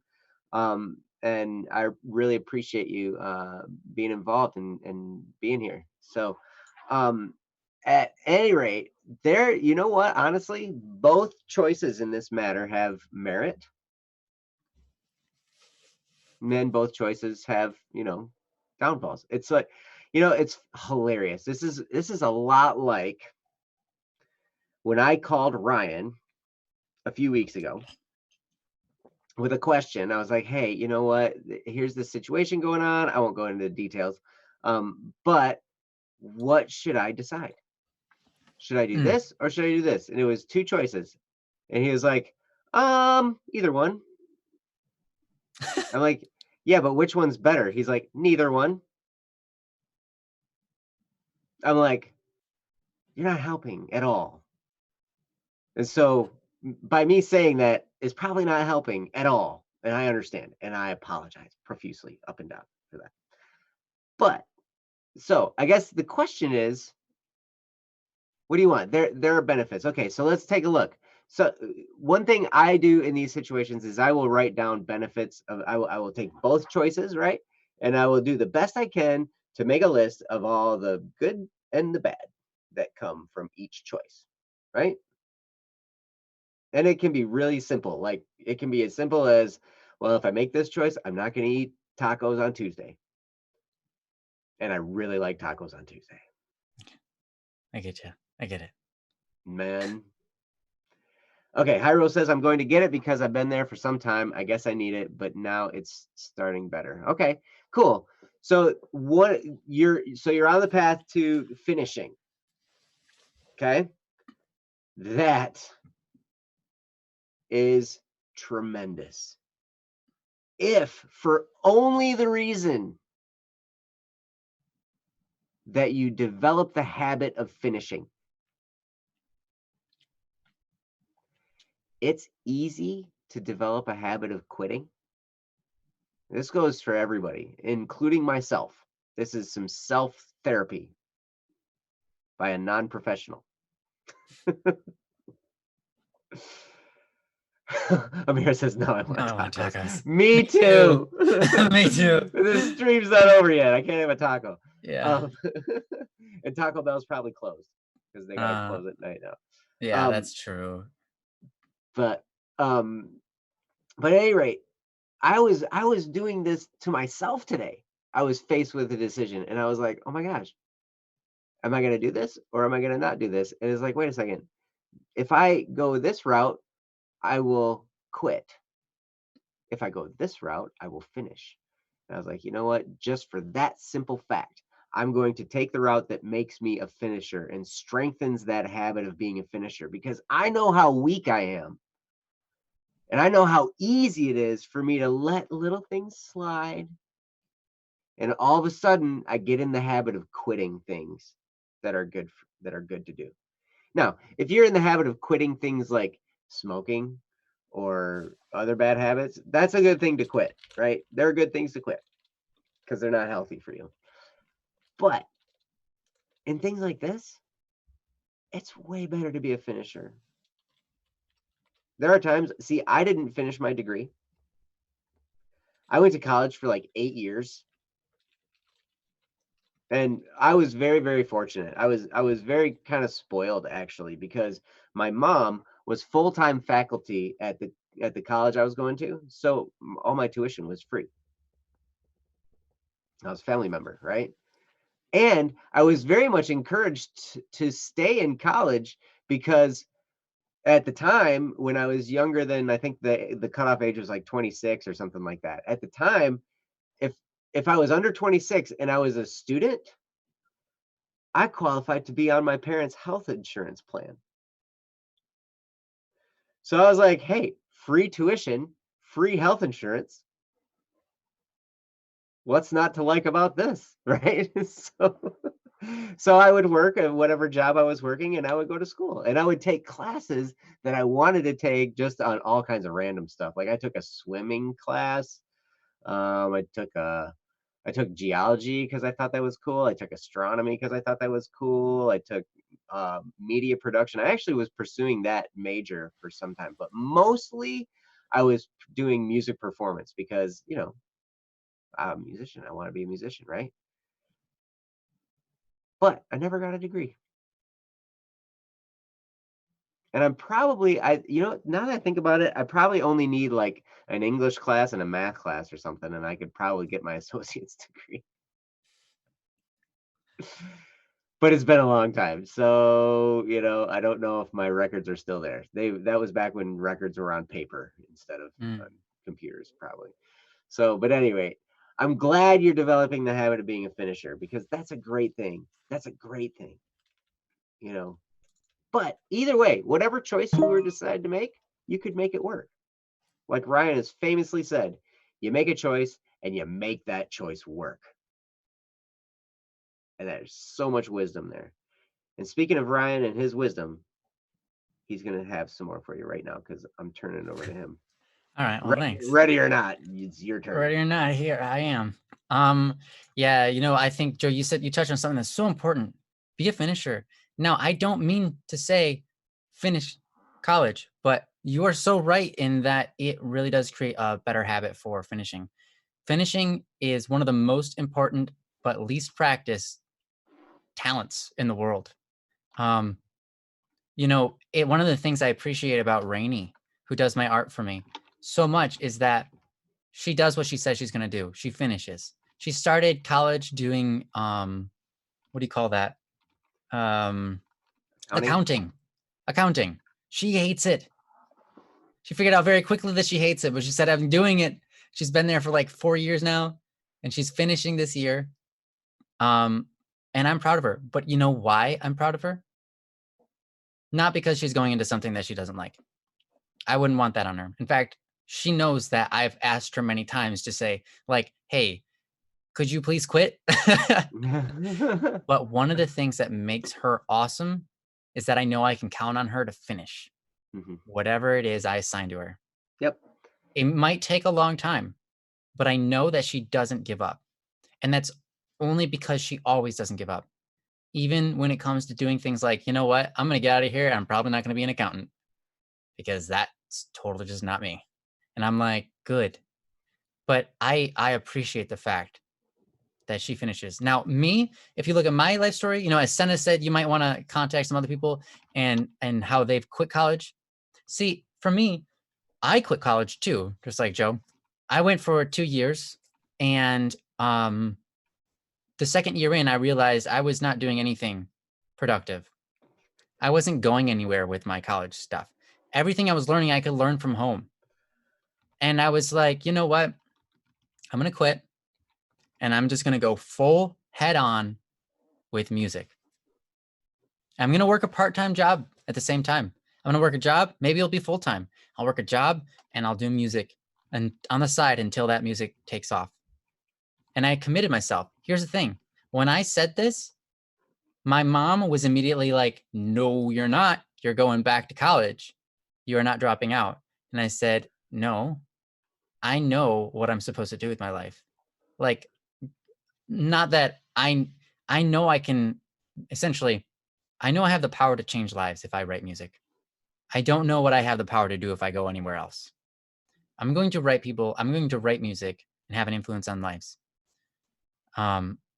And my mom said, no. She said, you're either going to college or I'm kicking you out of the house. And I said, and she said that with all love in her heart. And I said, okay, I'll move out.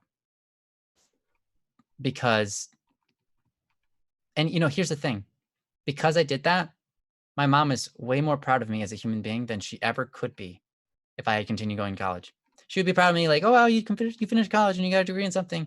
She'd be happy. She'd be proud of me. But because she knows that what I do with my time, I spend time with people making a difference, she respects that more than she could ever respect a degree. So here's the main line of that. I dropped out of college because I knew where I was going, even though I didn't know whether I would make it or not. I said, I'm going to do this and I'm going to put myself into it. Just like Joe said, you pick something and you make it work. I picked music and I said, I'm going to learn and do everything I can, everything it takes, and start working at it. And it might be a while. You know how long I did it? I had a job and I worked music for 9 years before I was able to quit a job and do music full time. Mm-hmm. That's 9 years. That's half of some people's lives in this chat. More than half. Probably. More than half. That's almost half of your life, maybe a third. But you know what? It was absolutely worth it. You kidding me? Wouldn't change it for anything. It's so awesome. Not because I get to do what I love for a living, because it's not. Music, I don't love music. I love what it does for people. That's my real interest. I love you guys. I love people. I love that I can be a part of people's lives. Mm-hmm. I don't make a whole lot of money doing this. To be very frank, I don't really make much at all. But you know what? It's worth it. It's not about the money, because you're going to be doing something with your life no matter what. Mm-hmm. What are you going to do with it? Make that the best thing you can do with it. Does that make sense?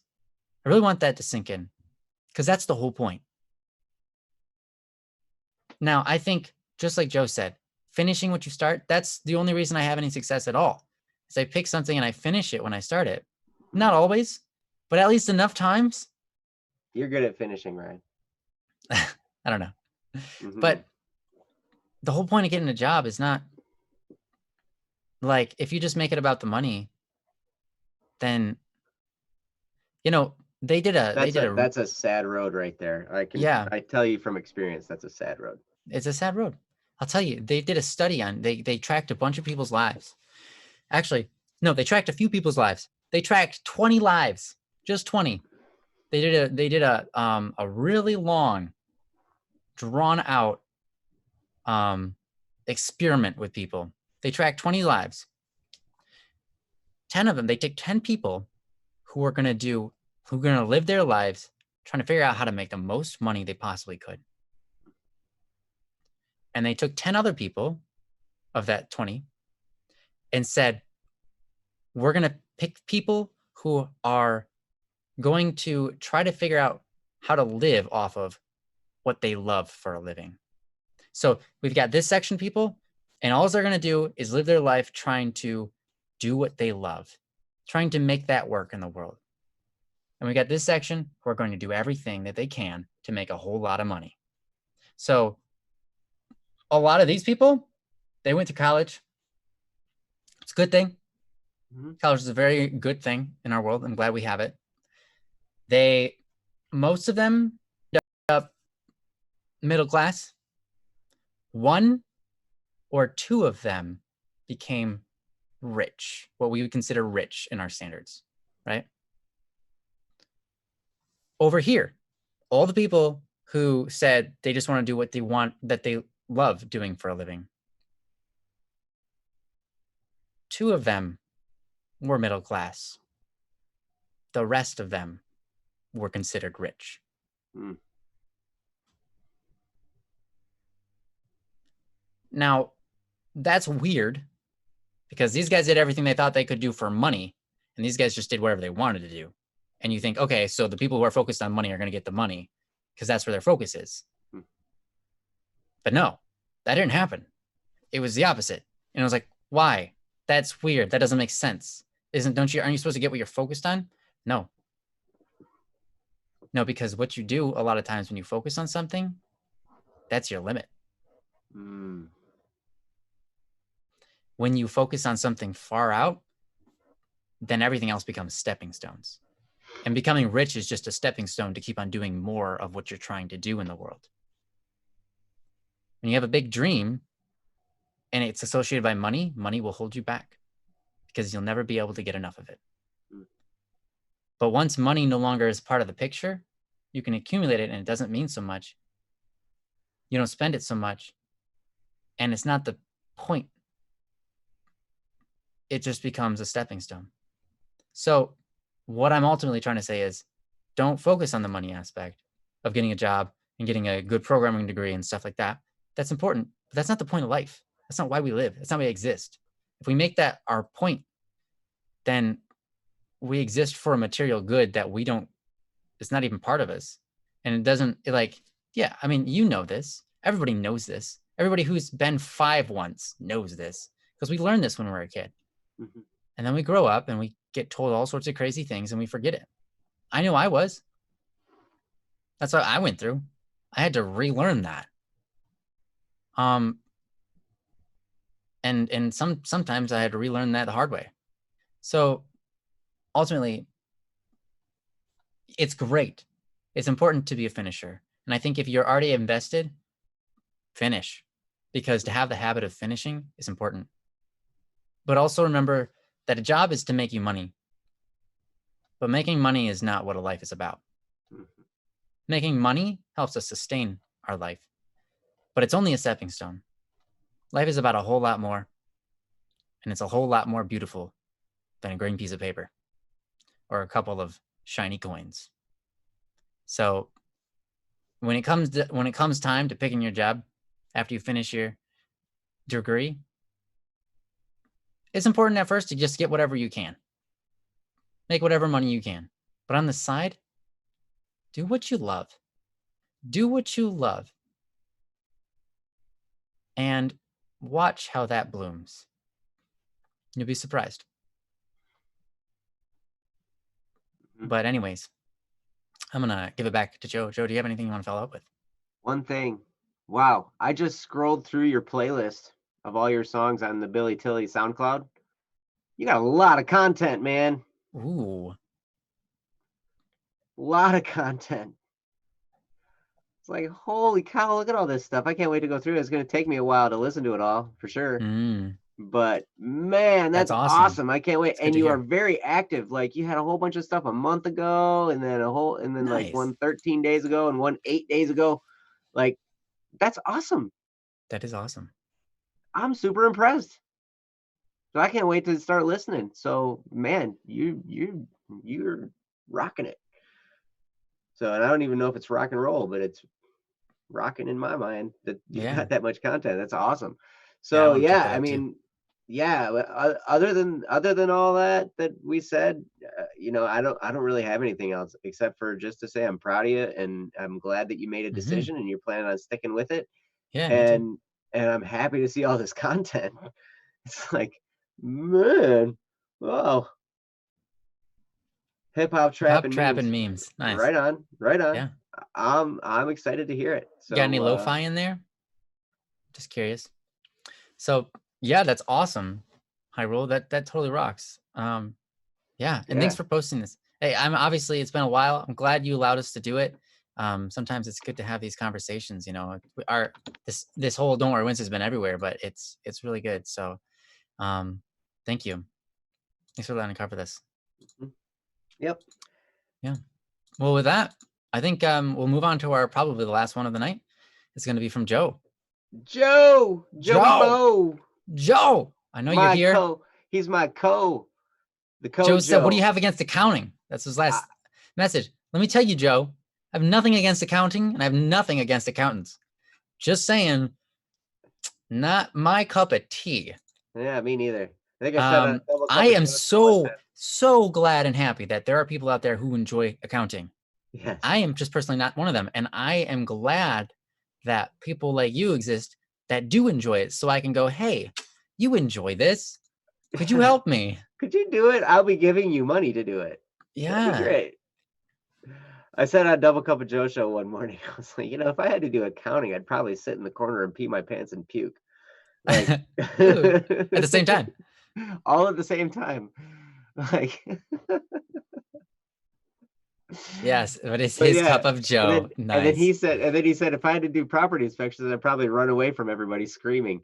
I'm like, yeah, hey, these are all things, we all have different things about our lives. And Joe's incredible. Joe's an incredible accountant. And not only is he an incredible accountant, he's an awesome co-host. And he's an awesome guy to have in the community at BSS. Like, I mean, this guy is just tremendous. So I got to just say, you're amazing, Joe. Thank you so much. And, before we even read your post, we have to tell you you're amazing. Yeah, we do. It's amazing. He doesn't like coffee, though. We're going to fix that. Ooh. Well, we will turn him into a morning person. I'll tell you, everyone loves coffee. You just got to find the right mix. Oh. And sometimes it's like 1% coffee and like 99% milk and other spices, but everyone likes coffee. And then then that's the part that you're like, yeah, I like the 1% coffee stuff.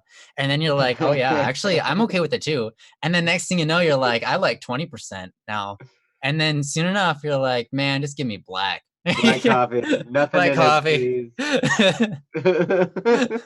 Oh, Jesse says I like 0.0000001% coffee. I guess he put that in a private chat. Brilliant.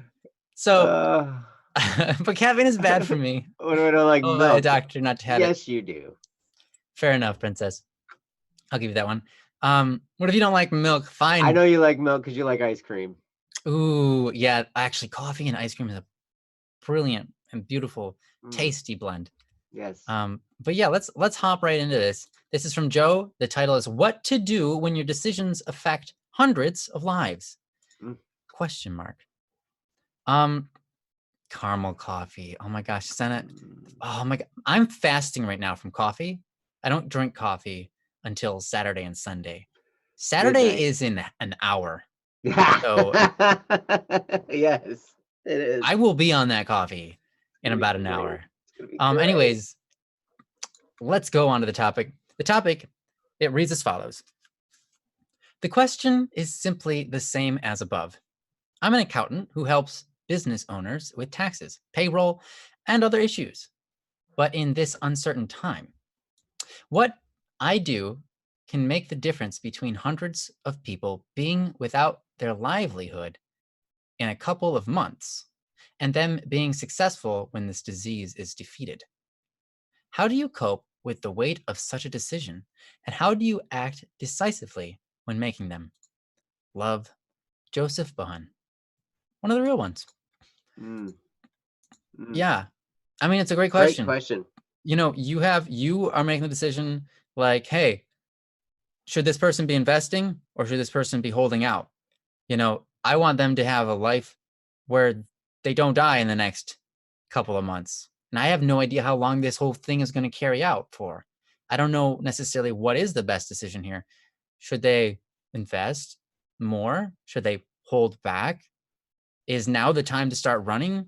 Like, for me to make that decision for them is extremely difficult. And in fact, maybe it shouldn't be up to me. I don't want that weight on me, right? So really, really great question. And I think it requires so much prowess in economy, understanding economy, and how the whole thing actually plays out in large scale and small scale to make an effective decision in all of this. If anyone has that, Joe, I mean, I would have to give that to you. But yeah, this is a great question. So I'm going to let Joe handle this. So go for it. It's a good question. It's very thought-provoking because sometimes, we're faced with decisions that are going to affect lives and they're going to affect people in different ways. And there are generally two approaches to anything, right? I mean, you look at, I will use, I'll use kind of a religious example a little bit. One thing that you have going for you, Joe, before I even get started in this, is you have a tremendous moral compass. You have a great deal of, thinking about, okay, what's right and what's wrong. What's, what it was funny because he does accounting for Black Static and Swerve, right? And we were on a conference call recently, and he said something about, some of these different stimulus packages and all this kind of stuff that was going on. And he's like, technically we probably could have qualified to get some money, but it would have been a little bit gray, and we would have been relying on the fact that they're not going to be checking it and stuff like that. But we could have done it, and we could have floated it through. And we decided not to do it because it's like, no, we got plenty of opportunity. We don't need a handout, whatever. It's okay. I mean, yes, we could use an extra $10,000 because who couldn't, right? But at the same time, if it's not right, it's not right. And Joe understands gray areas, and he avoids gray areas if he can, right? And I respect that so much about you and your accounting and everything, because I know you work with people who are not like that, who are like, hey, we're going to try and get every possible thing we can out of this, and we're going to squeeze this rock until it bleeds, and like whatever. I understand. So I admire and respect you so much more than you may understand, because of your moral compass and your ability to discern right from wrong. So with that, I will say there are always two approaches to a situation like this. There's a technical approach and there's a pastoral approach. Right? So what's the technical approach? Like, okay, that's like the by the book answer, the black and white road. Like, okay, we're looking at the text of the thing and we're saying, okay, this and this and this and this and this. Okay. Now, all the ways you take that and you apply it to real life. Why do you think the United States has a judicial system? Because the text of the Constitution isn't enough without application in real life. And there are judges who determine, they look at the Constitution, they look at this situation, and they determine what's the best real life way to apply this text. Right? And it's the same way. One of the things, like, you look at, well, okay, I'm Catholic, so I'm going to use the example of our last two popes. The pope we have now, Pope Francis, and the pope we had before, Pope Benedict, right? Both of them, tremendous popes, wonderful, wonderful religious men, great guys, right? Pope Benedict, the one we had before, was an incredibly smart theologian, great canonical law. I mean, the guy was by the book. He knew so much, and he was so brilliant, right? He's the first theologian we ever had in the pontificate. Yeah, absolutely. Yep. And he wrote a bunch of great books that dive so deep. He wrote this, I think it was 3 books this series called Jesus of Nazareth. And he dives so deep into the life of Christ and everything. Like, it's incredible. And like, his brilliance just emanates from these pages because the guy is so smart, right? So you take that, right? He knows the knowledge of the faith. Pope Francis, he is a tremendous pastor. So he is so good at taking this text, the canon law and the text of the scriptures and all the faith, the deposit of faith it's called, and then applying it to certain people's personal situations and saying, okay, here's how this works in real life, right? And that's what he has been shining at. And he gets a lot of criticism from people who are like, the by the book, got to do it the right way, this, right? He gets so much criticism because they say he's bending the rules, and he's not. He's just like, okay, here's the situation. And if you actually dig into the text, you can dig into different parts and you can apply it, and you can be like, okay, so this is actually legit, right? But we just have to determine it in that person's sphere, right? What's going on in their world. And so he personalizes the text. And so you can do a combination of these things, right? Obviously, you don't want to break the law, right? So that, just take that right off the table. Now, you take this, and this, all of the technical know-how that you know, and all the by the book stuff, right? Now apply it to a personal situation of a person you're dealing with. This can be a conundrum, and it can feel a little bit uncomfortable. So I would say, don't lie, don't cheat, don't fudge numbers, don't do anything like that.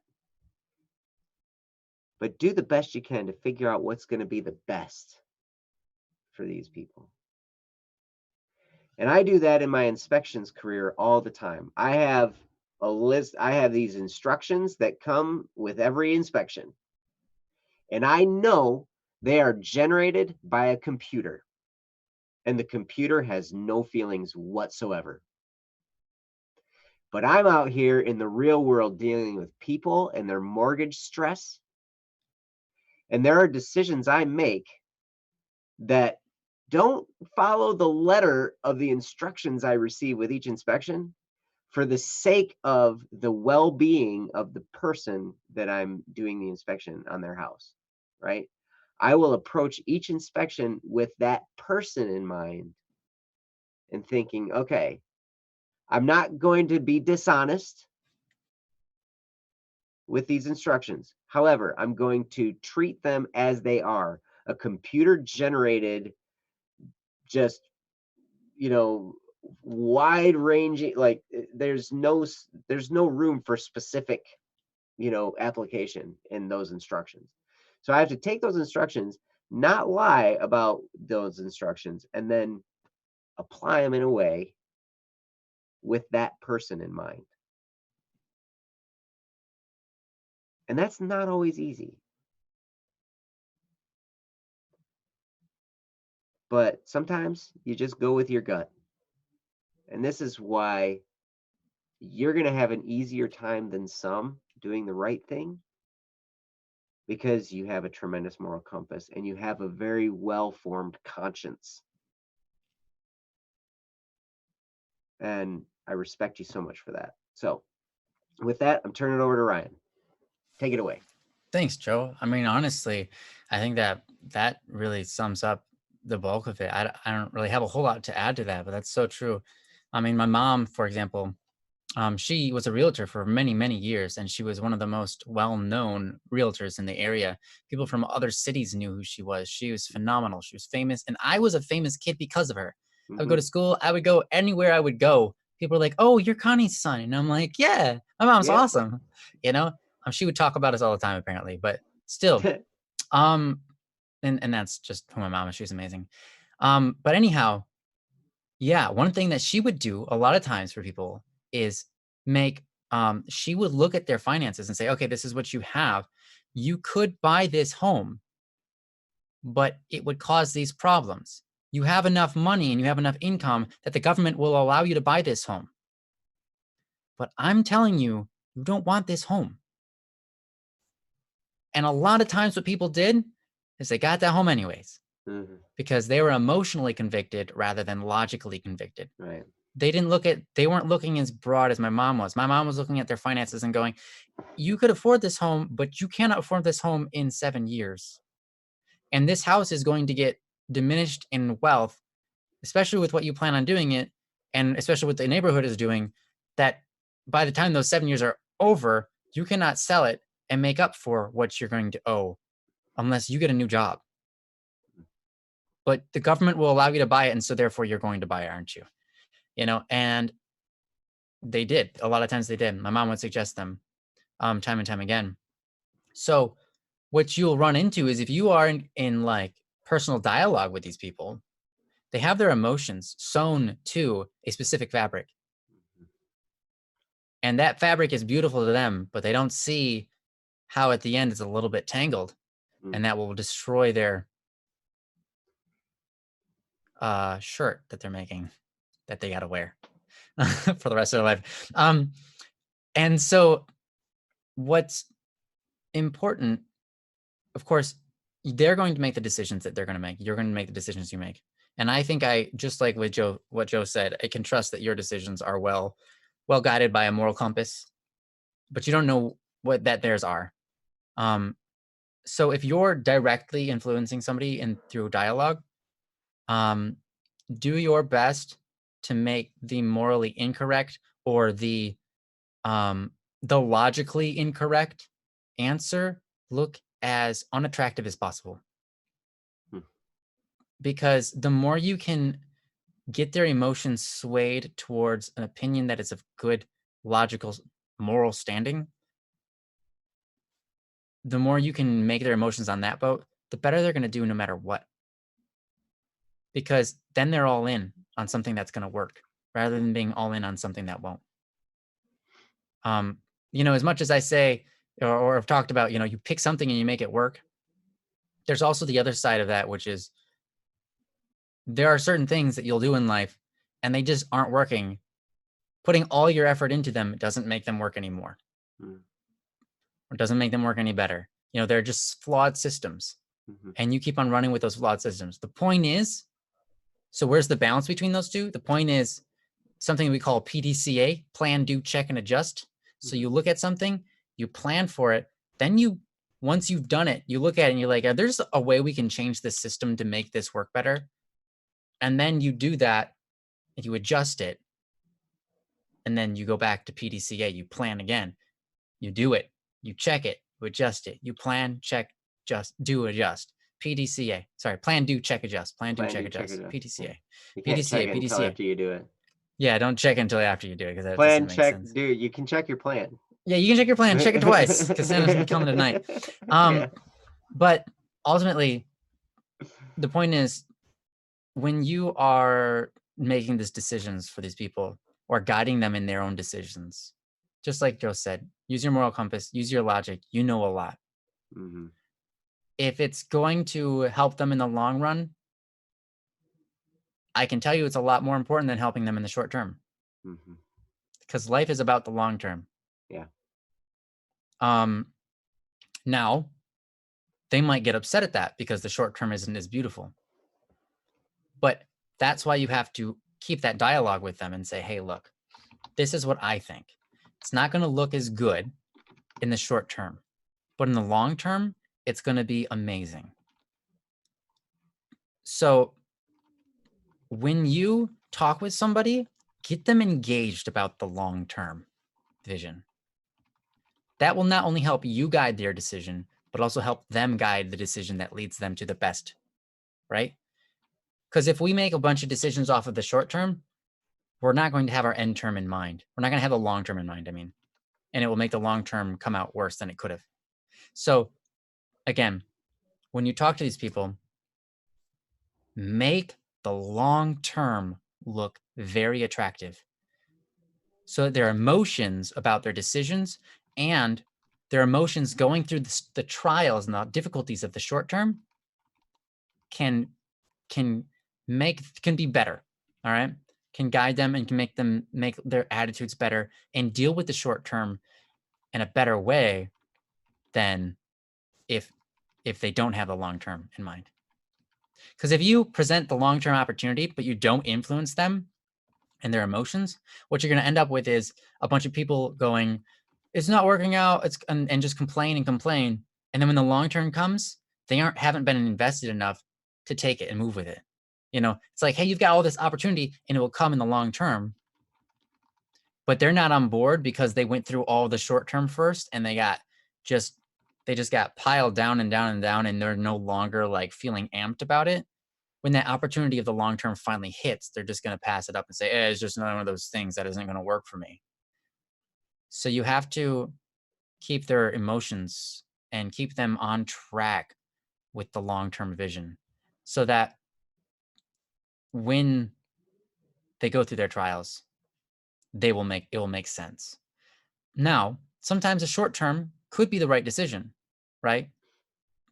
It does depend upon the moral compass. It does depend upon can we make them live long enough to get to this point, right? That's important, you know? But I think, you know, ultimately life isn't about, it is about what we're experiencing now, right? But what we experience in the future is also dependent upon what we do now. So we need to make sure our futures are secured, not just the present. So I don't know if any of that helps. Hopefully it does. Yeah, I needed to make dollars in that sense. That's funny. All right. Well, then just dismiss everything I said. I don't know what I'm talking about because I can only make sense and I don't know how to make dollars.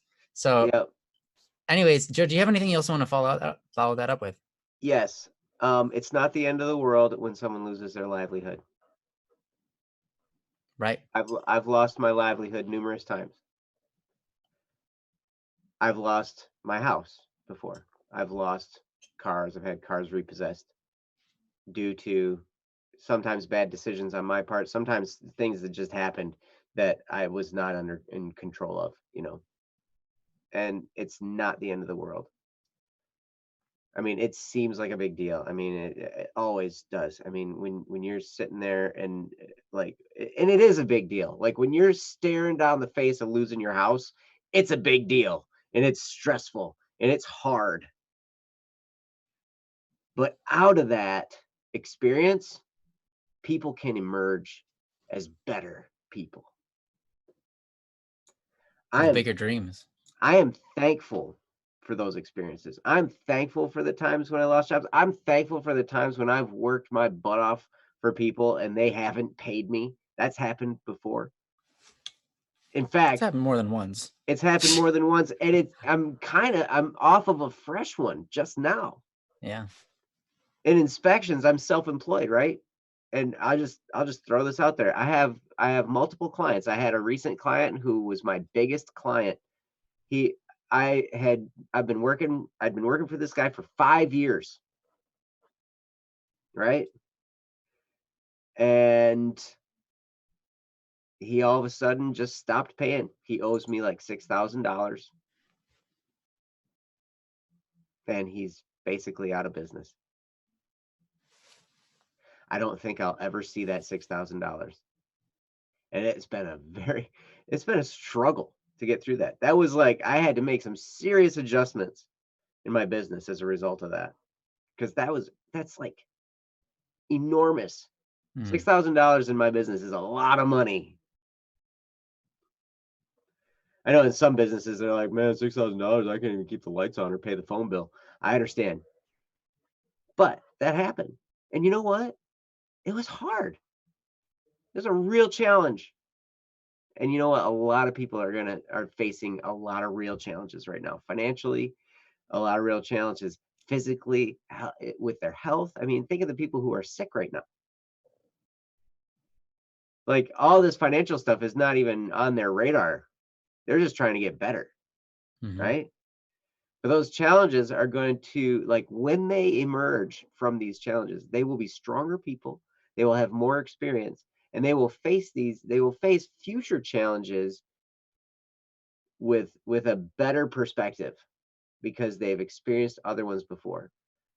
And one of the things, it's crazy because in my profession as a property inspector, I deal with people who are on the verge of losing their houses all the time. All the time I deal with it. And I know the stress because I was there.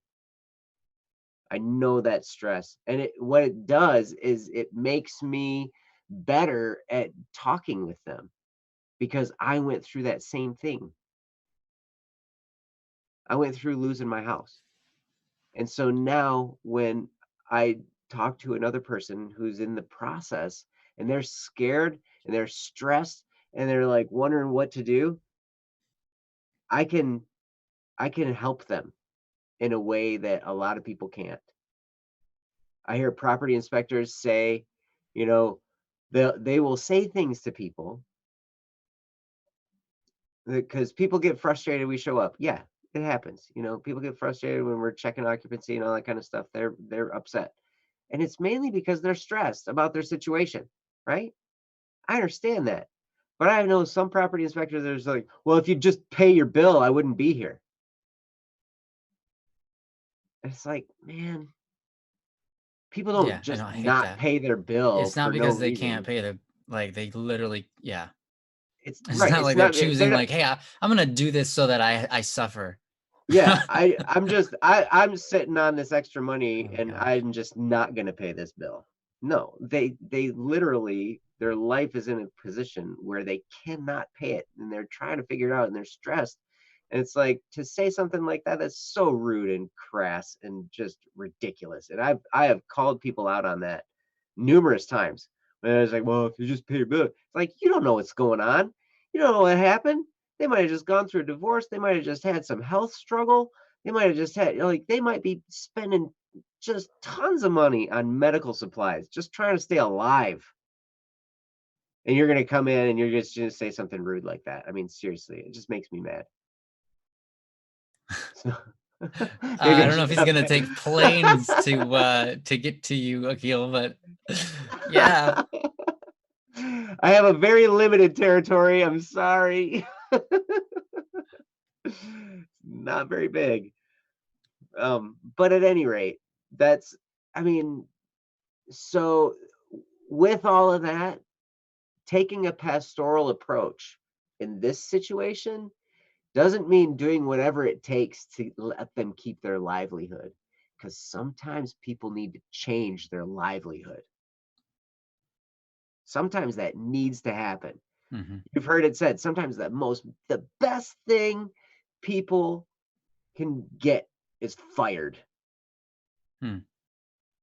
Because what it does, that door closing opens another one over here that they would not have noticed. And when they go through that door that's open, it changes their life forever. And their success level skyrockets because they lost this other job.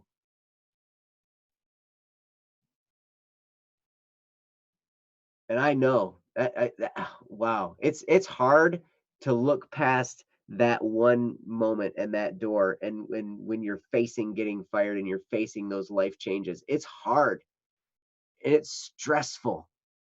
But if you can keep your eyes open to the opportunities that are around you,